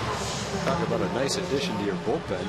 This is a guy that was a Midland Rockhound all last year, Double-A ball, 5-9 with an ERA of 4.32. So for him to just zoom up from Double-A right out of spring training and do what you just said, 2 for 40 for an opponent's batting average, that's... The key to him last year was his move to the bullpen. His overall ERA wasn't that good, but that was because of being 1-8 with an ERA over 6 as a starter. When he went to the bullpen, the last part of the season, 22 appearances, he was 4-1 with an 0.92 ERA. Not exactly sure what caused the transformation, other than he seems to be more suited to be a bullpen pitcher than a starting pitcher, but it sure has translated into the big leagues this year. He's had a spectacular year. A spectacular April, let's put it that way. 2 hits in 12 2/3, 3 walks and 15 strikeouts. Looking forward to seeing him. Now, meantime, Tag, while we have a moment on the scoreboard, they're starting to zoom along a little bit in that Boston-Cleveland game. They're all the way into the bottom of the 5th and still tied 7-7. The Angels lead the Orioles 7-4 in the 8th inning, and the Yankees now have exploded for 6 in the top of the 7th. They're still batting. So what was a 0-0 game, the Yankees now lead in Detroit 6-0 and piling it on in that 7th inning. Blue Jays have a 5-0 lead in Kansas City tonight as boy, Toronto continues to be one of the great stories of the early part of the season. Roy Halladay, you knew, was going to be an anchor, but boy, they've been getting some other fine performances. Only one other pitcher in baseball has gone 7 innings in all 4 of his starts this year besides Halladay. And it's Kevin Millwood, who's doing a nice job again tonight. But kind of same old story, right? Millie's pitching well, he's just not winning. Well, he's through 6 innings. The A's have 3 runs on 8 hits. 2 of the runs are unearned. There's been a bunt single Giambi had a base hit right off the end of the bat that rolled slowly toward third base. Holliday's hit was a blooper to center field. Cabrera's hit to right field was hit pretty hard. Crosby's hit the ball hard once. Suzuki hit the ball hard once. But the bottom line is, through 6 innings, Kevin's been pitching really well, and without the errors would only have given up 1 run.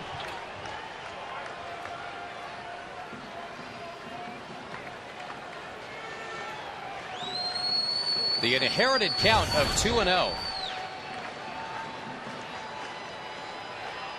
If Young goes on to walk, that would go against the ledger of Brett Anderson, who's now having his blister tended to down in the clubhouse.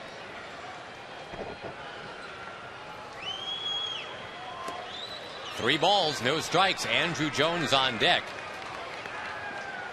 You don't figure to see Josh Hamilton as a pinch hitter at any point in this game. I think the Rangers want to give Josh 36 or 48 hours and see how that intercostal rib area responds.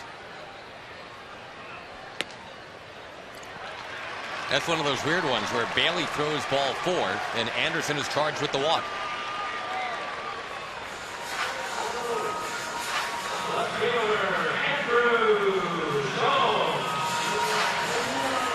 Bailey's one of those guys, again, a young guy who grew up watching Andrew Jones do it all as an Atlanta Brave. Now he's got to face Andrew Jones.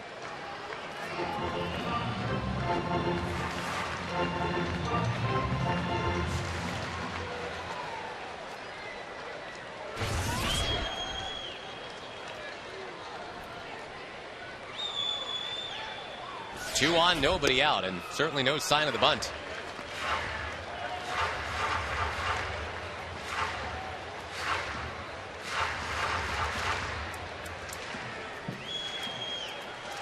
Different hitter, different situation, maybe, but oh, that one getting away. That's a big wild pitch right there. Now you've got nobody out. Right. Now it's second and third. It's like a free bunt. A 2-run game. That's right. There's a sacrifice bunt. You don't even waste it out. Jones is a 20-year-old, had 5 sack bunts for the Braves. He had 1 as a 21-year-old, but now he's 32. He hasn't had a sack bunt since then. It's been 11 years.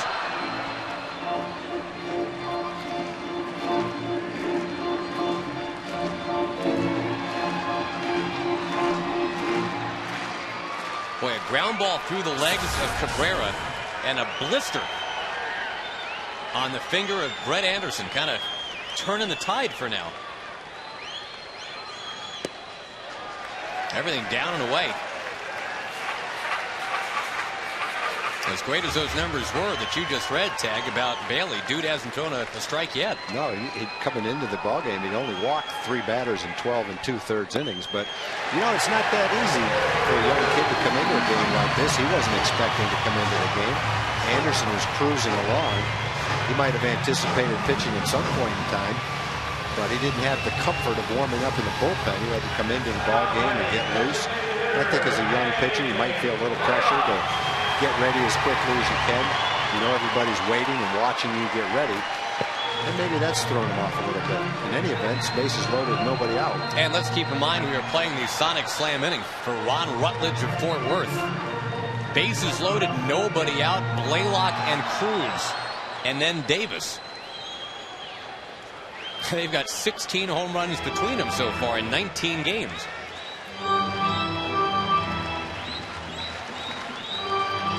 So, folks, if you know Ron Rutledge, give him a ring. You might want to be watching right now. Santiago Casilla getting loose quickly. How about a little Sia right here? A little upper tank action for Hank Blaylock and get the Rangers their first extra base hit tonight.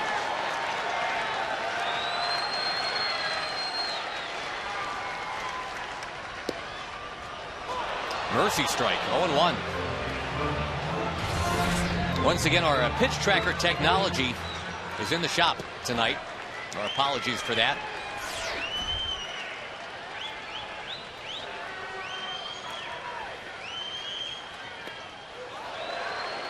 Everything is missing down and towards that side of the batter's box so far. He hasn't been able to throw his slider for a strike. That It looks like that's one of his key pitches. We've never seen him before. So we got a good fastball and a hard slider.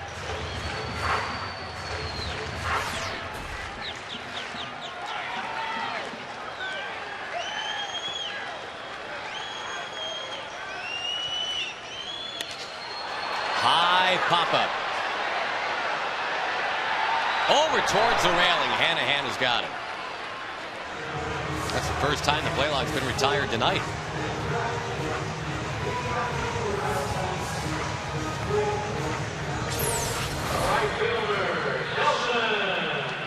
Hittable, huh? Well, it looked like a pretty good pitch as far as location goes, but he had a little mustard on that ball. Well, he's throwing pretty hard. If you're throwing 85 miles an hour and you throw a pitch there, it's a lot different than if you're throwing it somewhere between 92 and 95. And the hitter doesn't have as much time to make up his decision whether to swing at it or not. And you can get away with a pitch that looks like a pretty good pitch to hit when you've got that little extra velocity on it. And here's a kid that the Ranger hitters have never seen before. I think that helps a little bit, but he's throwing hard.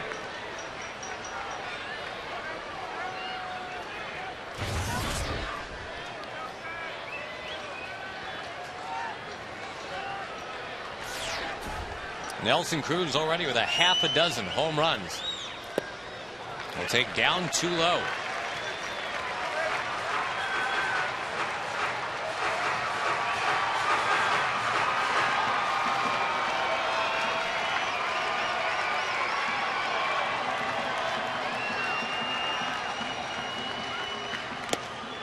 Boy, he was going for the downs right there. But again, here we are, almost 3 full times through the order. The Rangers don't have that first extra base hit yet.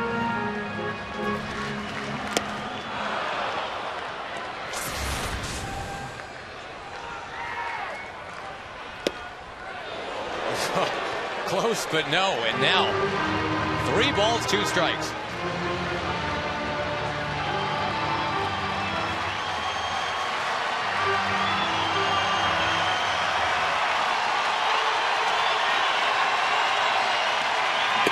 He walked him, and it's 3-2.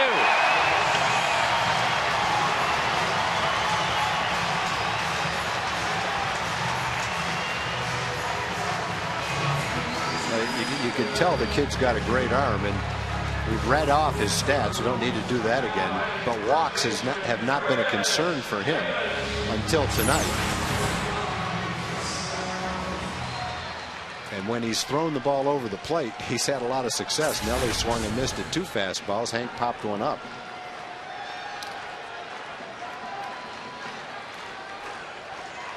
Now it's Crush. Chris Davis up over top, strike 1.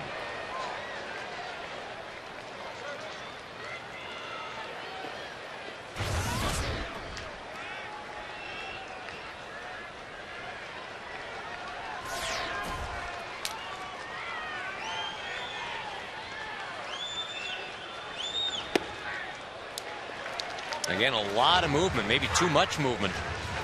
As Bailey has thrown 12 out of 17 pitches now out of the strike zone. 1 for a wild pitch. The one pitch he hasn't been able to throw for a strike at all is a slider.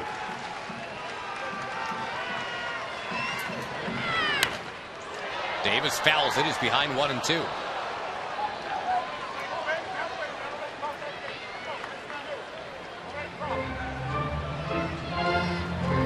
The Rangers have only 3 hits tonight, all of them singles. But 3 walks and an error in this inning, and they're in business.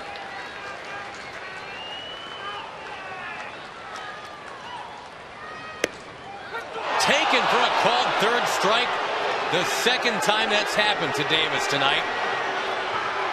This happened to Kinsler twice tonight, too. And thrown out of the game now is Chris Davis. He couldn't wait to throw him out of the game. He sat there looking at him. He asked him a question. He couldn't wait to make that call. That's the way he'd make a call as an umpire, turn around and walk away. Let it diffuse itself. Instead of taking your mask off, walk toward the hitter, let him say one thing and then throw him out. Nice going. You got your way. Saltalamacchia tried to play peacemaker there, tried to steer Davis away. And much of hesitation here in the strike 3 call, too. Well, if I'm Chris Davis, I'm going to argue with that call, too.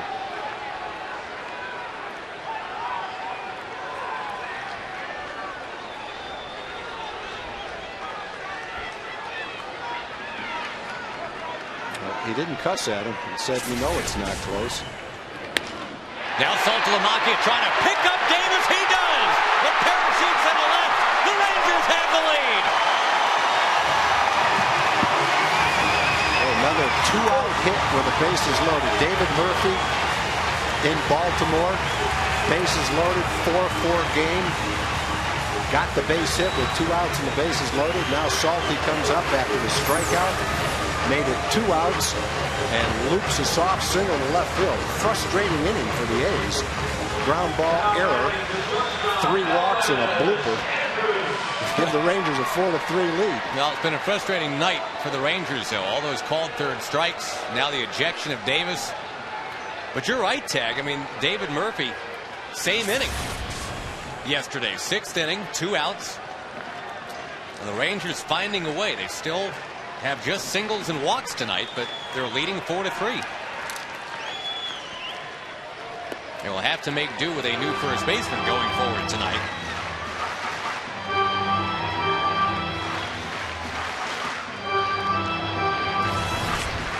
Remember, Blaylock already is your DH.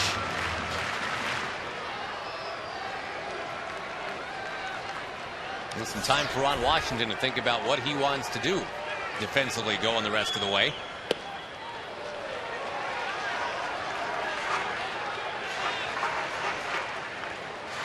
The Rangers have struck out 6 times tonight, Tag, and you know, normally if somebody's going to strike you out 6 times, maybe 1 or 2 of those are called third strikes. All 6 of them tonight have been called third strikes. Yeah, I don't have a big problem with his strike zone. I think he's been calling the balls fairly liberal for the pitcher for both teams. I just think when you've got a player in the heat of battle that gets upset, as an umpire, you let him get his 2 cents worth in, walk away from it, and then if it continues, fine. But yeah, I just don't think you stick your nose in it and look for one more word so you can throw a hitter out. Just my opinion. As far as the strike zone goes, you know, we don't have the tracker. We can't tell for sure. It appears that the strike zone favors the pitcher a little bit, but that could very well be for both teams. I don't have a problem with the zone. High pop-up right up on the mound. And a juggling catch is made coming across. Jack Hanahan finally ends a weird inning that featured an ejection, an error, 3 walks, and a bloop. The Rangers lead 4-3.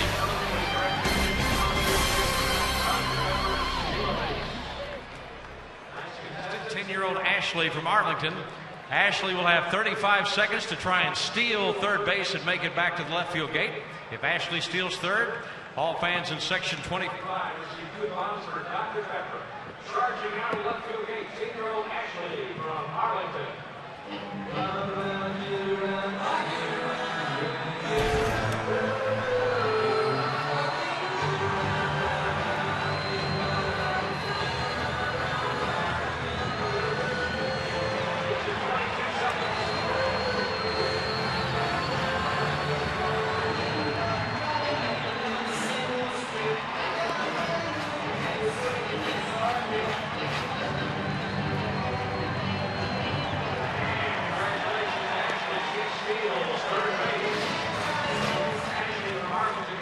Third base and all fans in section 25 receive coupons from Dr. Pepper.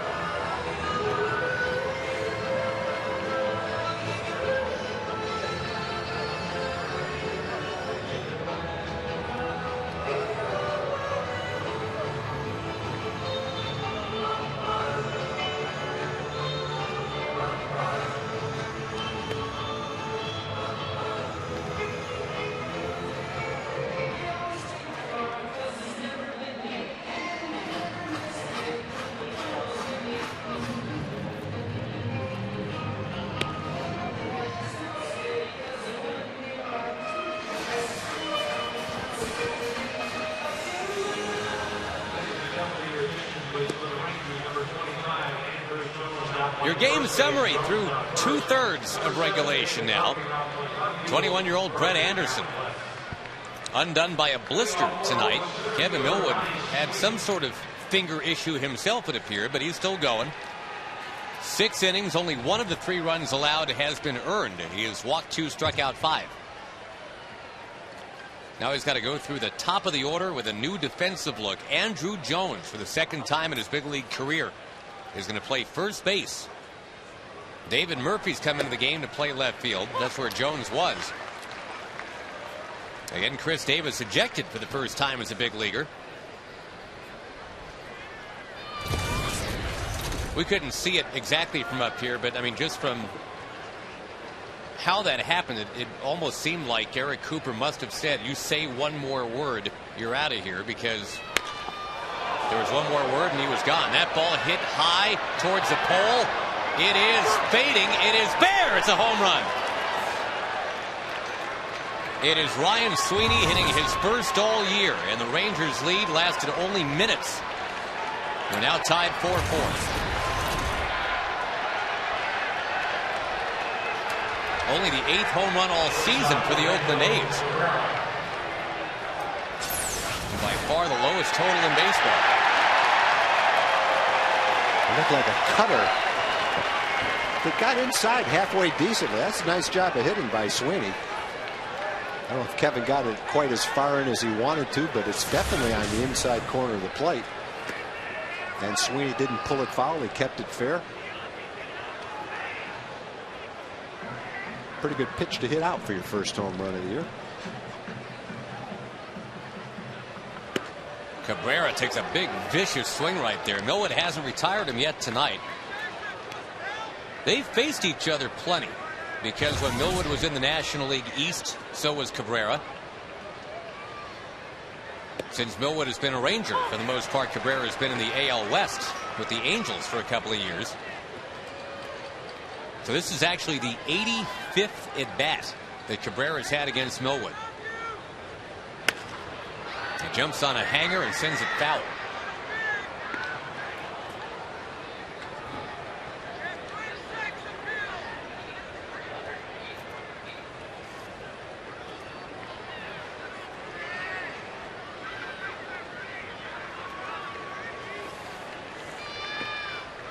That breaking ball down too low. Millwood getting close to 100 pitches. Again, he's gone 7 innings in every start all year. This will be 5 in a row of at least 7 innings if he gets through now. Tap to the left side. Cabrera's done it again. On base 4 times. Giambi coming up. We go to Jim Knox. All right, Josh, real quick. We have a first here at the ballpark. This is Michael, Shane, and Brim. Michael and Shane from England. They live in England. Brim from East Africa. And this is your very first baseball game. Jim, this is our first game. This is a lifelong ambition fulfilled for me tonight. A friend of mine, Jeff, has brought us to the game, and we're having a fantastic night. What do you think so far? Beautiful, wonderful. Like the atmosphere, the family involvement, and we're having a great time. All we short of is to have a hot dog tonight. Yeah, you need a hot dog over in this section. Okay, the sport in England, of course, is soccer and rugby. Soccer, rugby. Personally, I'm actually a rugby fan coming from South Africa, but enjoying the crowd, enjoying the atmosphere very, very much indeed tonight. Well, we would like to enjoy a victory as well, right? A Ranger Absolutely. fan. Here we go. Here we go. All right, good day, mate. Thank you. Stealing second now is Orlando Cabrera. He definitely didn't steal second base on Saltalamacchia, because he delivered a strike to second base with something on it. He had a pretty good jump, and that's a good throw. Got rid of it quickly. Salty did everything right, just didn't have time to do it. Stole that one on the pitcher.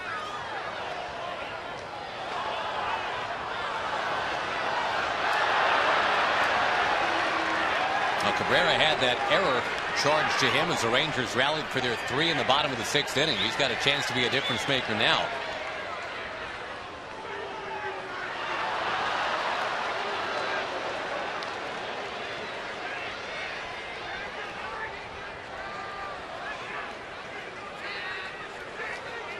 Giambi calling time, backing out. Millwood will go all the way off the mound. As you look at the Ranger bullpen, Eddie Guardado and Darren O'Day. Every day an O'Day.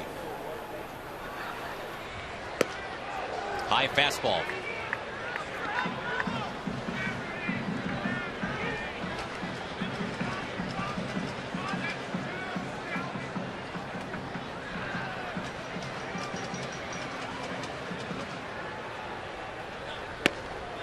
Right down the pipe.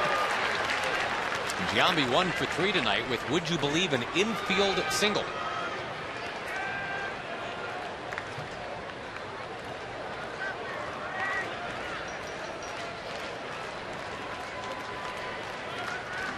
The 2-2. Popped him up in the shallow right. Kinsler backing. He's got it. He was playing into the outfield anyway. When Giambi's up, you figure if he pulls the ball on the ground, he's going to hit it real hard.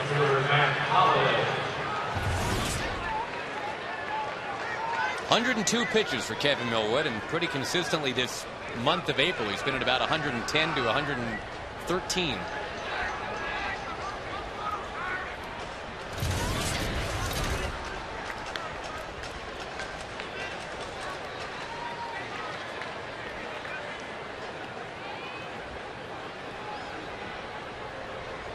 Matt Holliday, the cleanup hitter.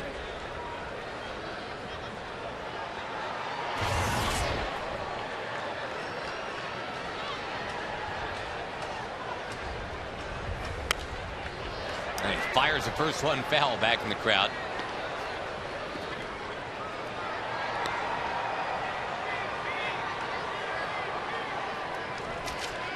Matt Holliday lives in Austin now, but grew up in Stillwater, Oklahoma.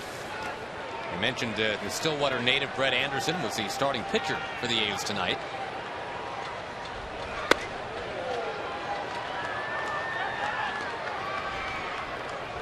Holliday's dad is Tom Holliday. He was a pitching coach at UT for a while. In fact, he was the NCAA pitching coach of the year, mentoring Houston Street not too long ago. He has since moved on to North Carolina State.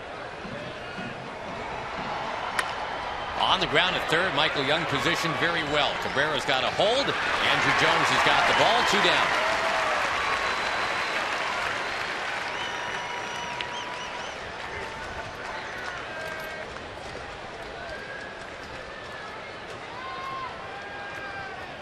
And now this showdown. It's Millwood against Jack Cust, a guy that swings from his heels.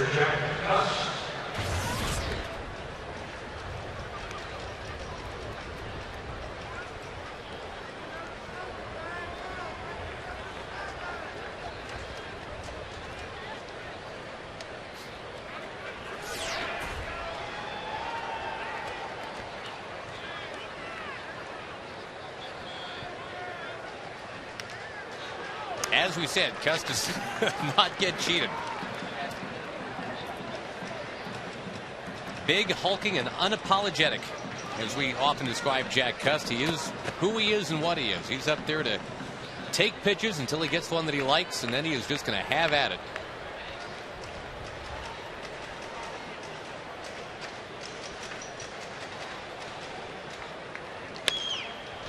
He's going to send this one into left center field. It's sinking, but closing in and making the catch is Marlon Byrd. This side retired. Once again, Millwood gives the Rangers 7 innings. Now the top of the order coming up on his behalf.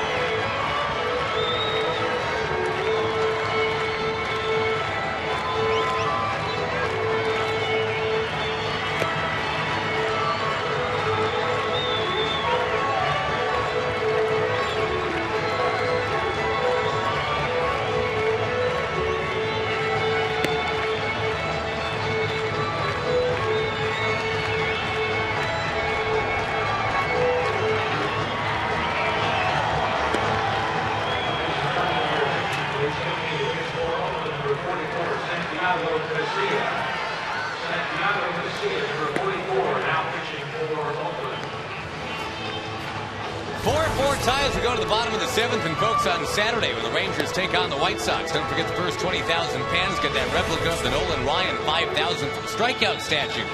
The one that's out there in the sports park, out in Vandergrift Plaza.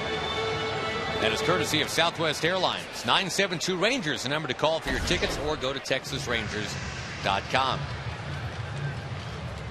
Ah, yes, in all its replica glory. First 20,000, getting one of those Saturday night. New pitcher to tell you about right here. As the A's have gone through Brett Anderson, Drew Bailey, and now they go get Santiago Casilla. Well, Casilla is pitching really well. He's a guy that pitches really well in the first half of the season. He's got a career .236 ERA before the All-Star break, .660 after the All-Star break. Boy, Kinsler just smoked that. He's off to a pretty good start this year. Hasn't given up a run in his last 6 outings. Verizon called to the bullpen. And a lot like Bailey, because he hasn't given up many hits, only 3 hits in 10 innings. Has not fared well against the Rangers, though, in his career. He's got 11.91 ERA in 14 career outings against Texas.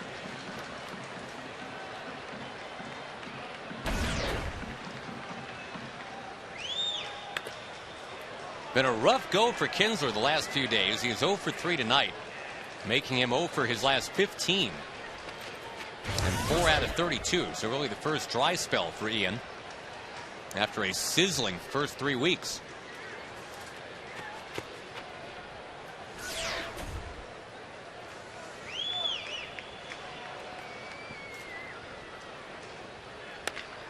Tap towards third. Hanahan on to first.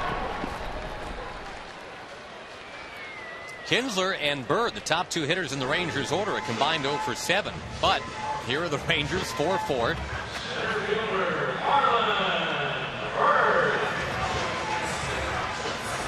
Updating from out of town, that big inning for the Yankees tag grew to a 10 spot. It's going to look like a typo tomorrow. Every other inning has been a 0 as they're in the 9th. But just add to the ones column, or add to the tens column, I should say, in the 7th inning, the 10 spot for the New Yorkers. Bird lines to right. So yeah, the Yankees 10, the Tigers nothing because of the 10-run 7th.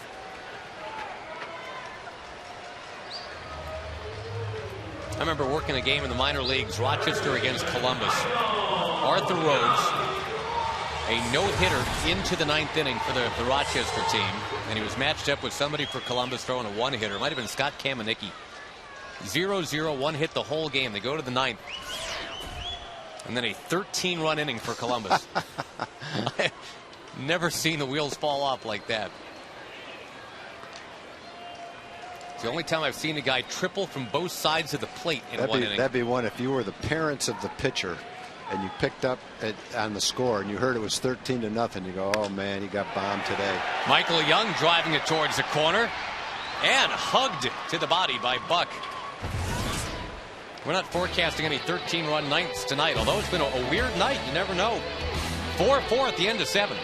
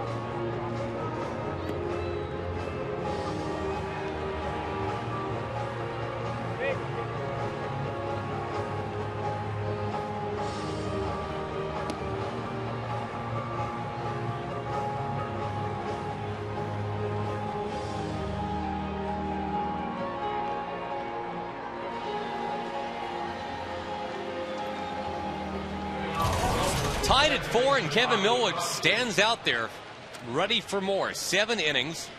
Yeah, 10 hits allowed, but 9 of those 10 hits have been singles. And 2 of the 4 runs have been unearned. He has worked past 7 innings already once this year. In fact, he went the full complement of 9. Now he goes into the 8th facing Bobby Crosby. And Michael Young, it seems like he's somewhere different every time up there against Crosby. This time he is guarding the line with his life. Standing right in front of the bag, trying to take away the bunt and the double at the same time here. C.J. Wilson is warming up in the bullpen, and after you get by Crosby and Suzuki, Buck, Hanahan, Sweeney, all left-hand hitters. So this could be a 2 batters into the 8th thing yeah, here? depending on what happens with these 2 hitters. Kevin now is at 111 pitches, but C.J. is warmed up and ready depending on what happens.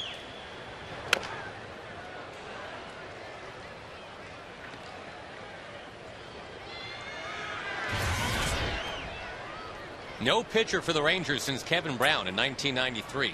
He has gone 7 innings or more in each of his first 5 starts.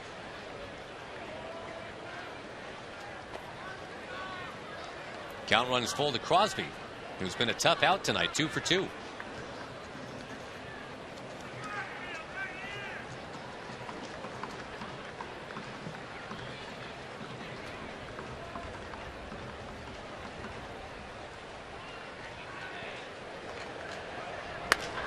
Reaching for that one, Crosby sends it way up in the air.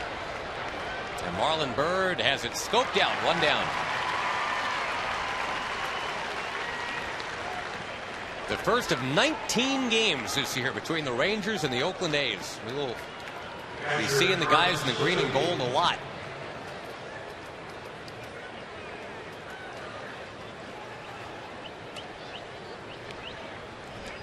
$19 games against Seattle and against the Angels as well. Strangely, the Rangers don't play in Anaheim until almost the All-Star game.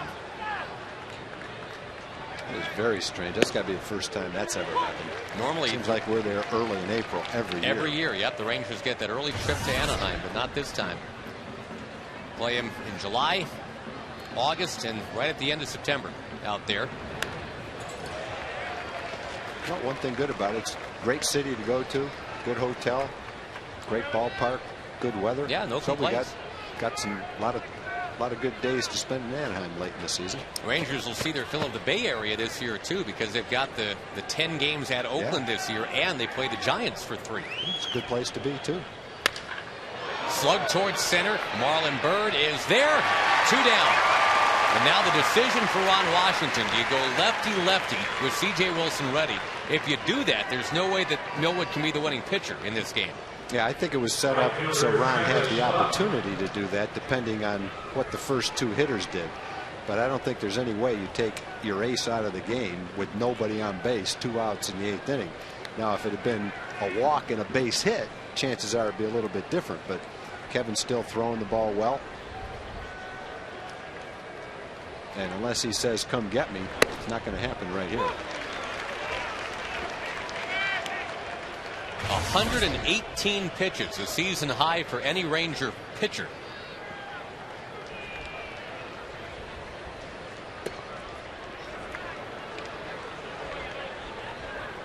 And Kevin's been at about 60 to 65% strikes every start.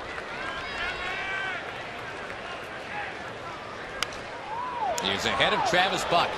Now, we don't have radar gun speeds tonight, but I would guess that the last 2 fastballs Kevin has thrown have very similar velocity to any fastballs he threw earlier in the game. And we've seen that all season long from Kevin. After 100 pitches, throwing just as well as he was earlier. And that's a credit to how hard he's worked and the kind of shape he's in right now.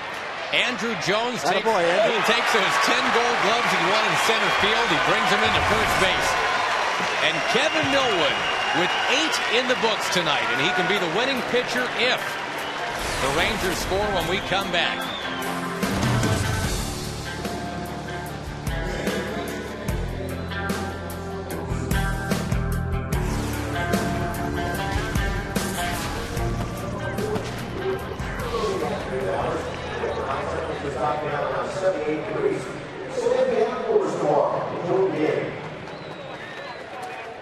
now, ladies and gentlemen.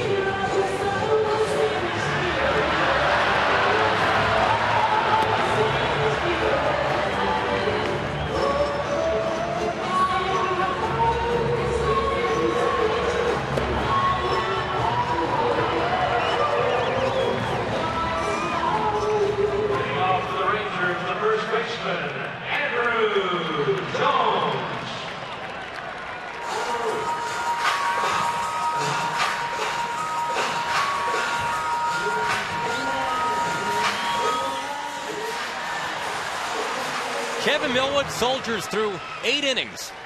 He had some sort of a finger ailment midway through the ball game, but he kept on going. Meantime, the Rangers trying to get going in the bottom of the 8th. And hop ahead so Kevin Millwood can be the pitcher of record. Get that second win of the year. It's going to be Andrew Jones, Hank Blaylock, and Nelson Cruz here.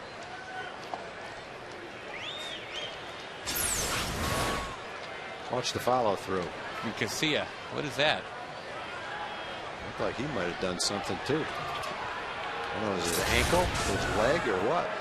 Well, the A's are dropping like flies here tonight. They've lost Garcia Parra. They've lost Ellis. Brett Anderson with the blister. And now what's going on with Casilla? They're bringing Cabrera to talk to him.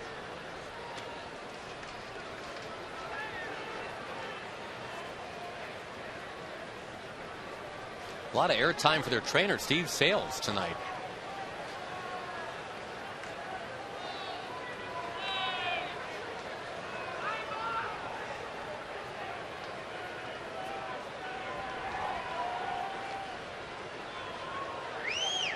Now he's going to try it looks like. And the A's do scramble to get somebody else going in the bullpen now.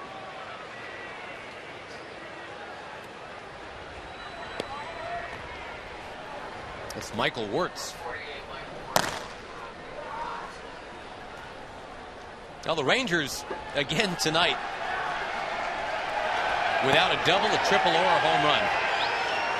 They have scattered around 4 singles, a handful of walks. They've taken advantage of one key error tonight.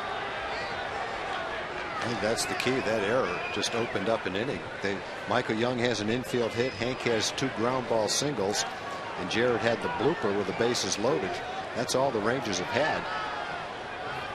I think they got a little, obviously they got a break when Brett Anderson had to come out of the game with his finger injury. He was cruising. He was throwing the ball really well.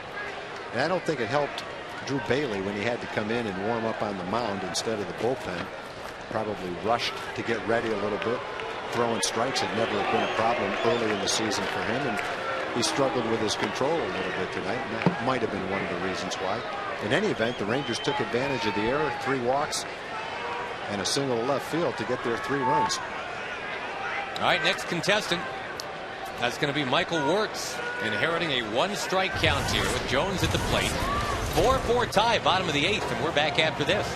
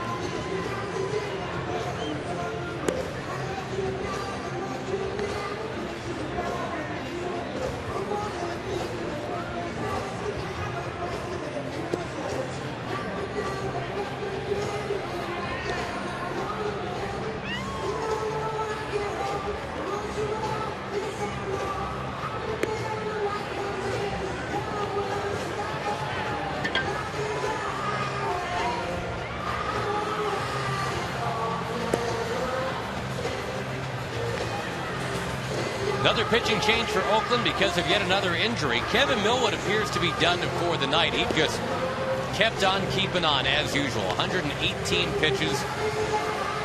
Stellar work. A 10-hitter tonight, but we're going to flash you back to 6 years and 1 day ago. Not 10 hits allowed. No hits allowed.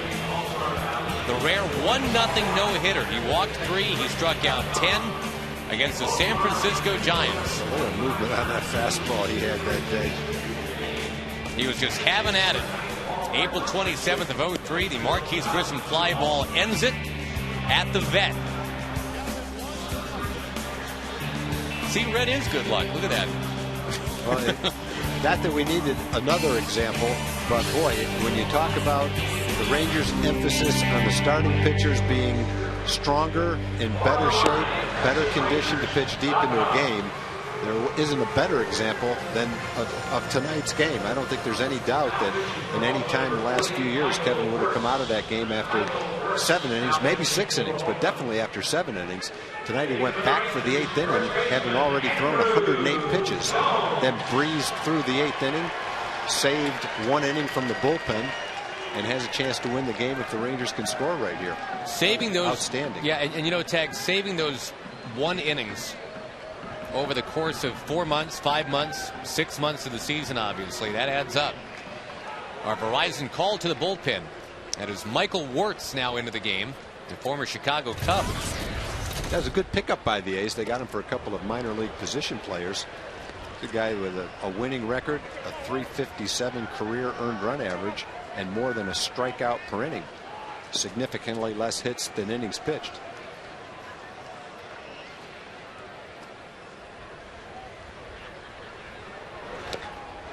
Jones trying to hold up. He did. As we've said a couple times tonight already, the A's at 7-10. The only reason they're as good as 7-10 right now is the stellar work they're getting from the back of that pitching staff, the bullpen. Well, the one thing about the bullpen as well, they only have 6 guys in their bullpen. No lefties, 6 guys in the bullpen. And they've had the 3rd most innings pitched in the league. So that's a rate that it's going to be very difficult for them to maintain their performance if they have to throw that many innings, and there's only 6 of them. Remember, they traded to Houston Street. They're without Joey Devine. He's down with an arm problem. Jones is down on strikes. Well, his strikeout pitch looks like it's a slider. That's a good slider he's throwing.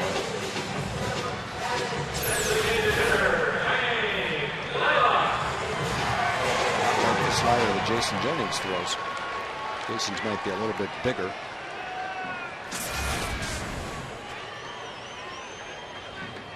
Hank Blaylock 2 for 3.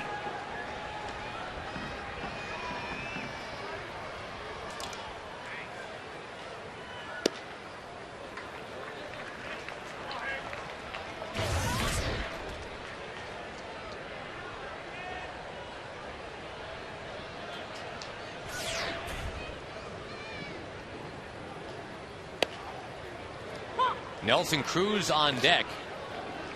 In a game where it's been 4 runs on 4 hits, 2 errors for the Rangers. They've left 5. It's been 4 runs, 10 hits, 1 error for the A's. They've left 7. Blaylock right down the line under the glove of Giambi. Blaylock heading for second base. Blaylock is in to second base with just 1 out in the 8th inning. Yeah, this is not Baltimore.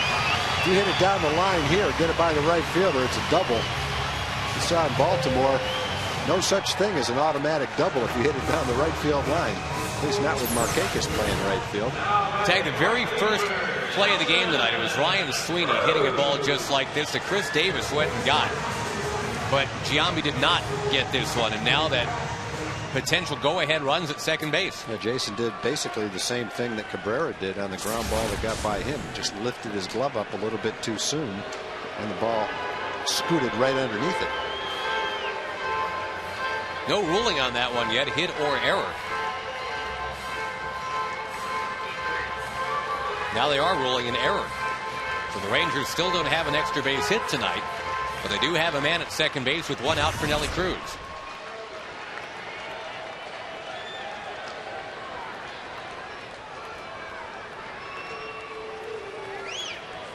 And he sucks it into left field. Blaylock comes around third. The ball bobbled in left, so the Hammer's going to score. Nelly Cruz is caught between first and second. The Rangers have a 5-4 lead. Nelly Cruz can't make up his mind. He's going to be tagged out. But the important part of that run-on sentence, the Rangers have a 5-4 lead. Look at Millwood, the first out there to say thanks, Hammer.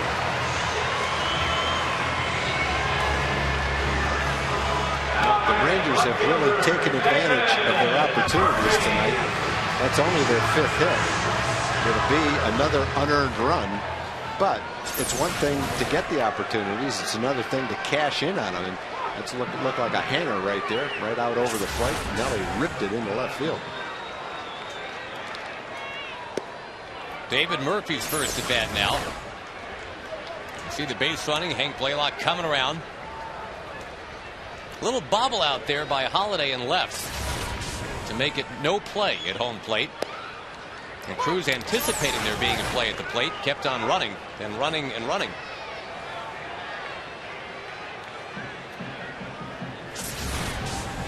That's the second out of the inning. As Murphy now sends one to left field shallow. Holiday coming, makes the catch. And we'll see if the Rangers now can hang on to a 5-4 lead into the ninth. Make a winner of Kevin Millwood tonight.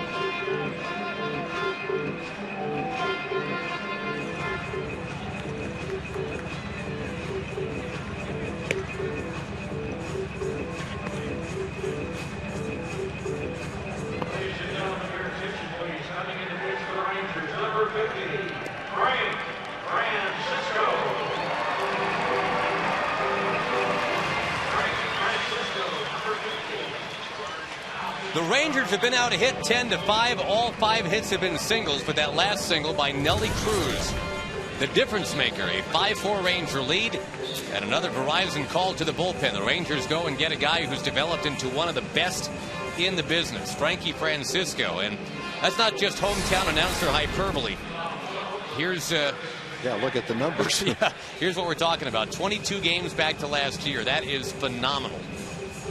He's only given up 9 hits in 22 innings. He's struck out 30, and he's converted all 10 of his save opportunities. This year, Frankie has 5 saves, pitched 9 2/3, hasn't given up a run yet. He only walked 1 batter, struck out 9. Opponents are only hitting 147 against him.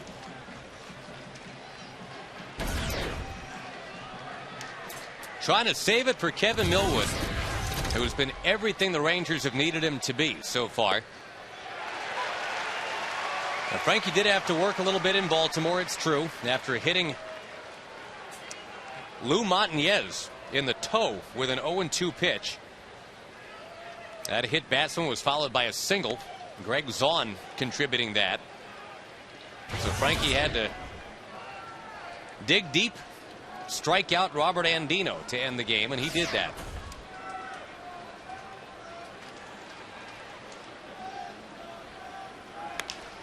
High fly ball, Hanahan lifting it towards Kinsler. Out number 1.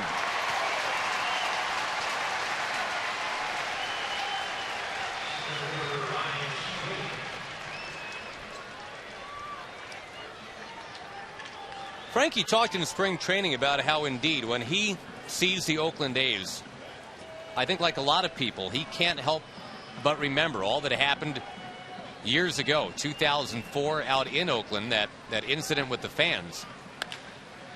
Ground ball to short, Andrews.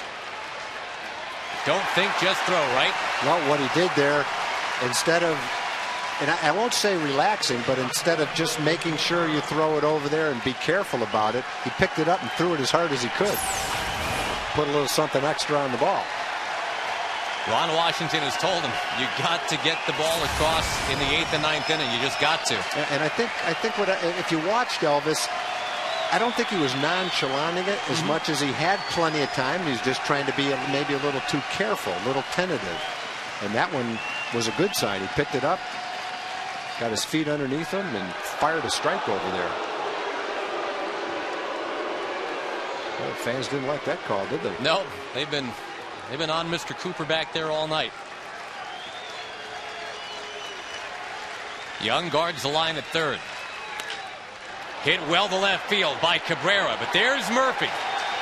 Ball game!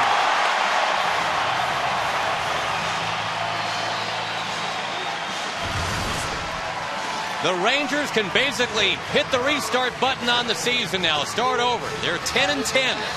They're back to 500. A comeback win against the Oakland A's tonight. Your final is 5-4. That's a nice game to win. The Rangers faced really good pitching. They didn't hit that much. They got 3 unearned runs, but they took advantage of their opportunities. Kevin Millwood hung in there, pitched 8 innings, earned the win, and Frankie closed it out. Good win. The way Kevin Millwood has pitched this year, he deserves a win tonight.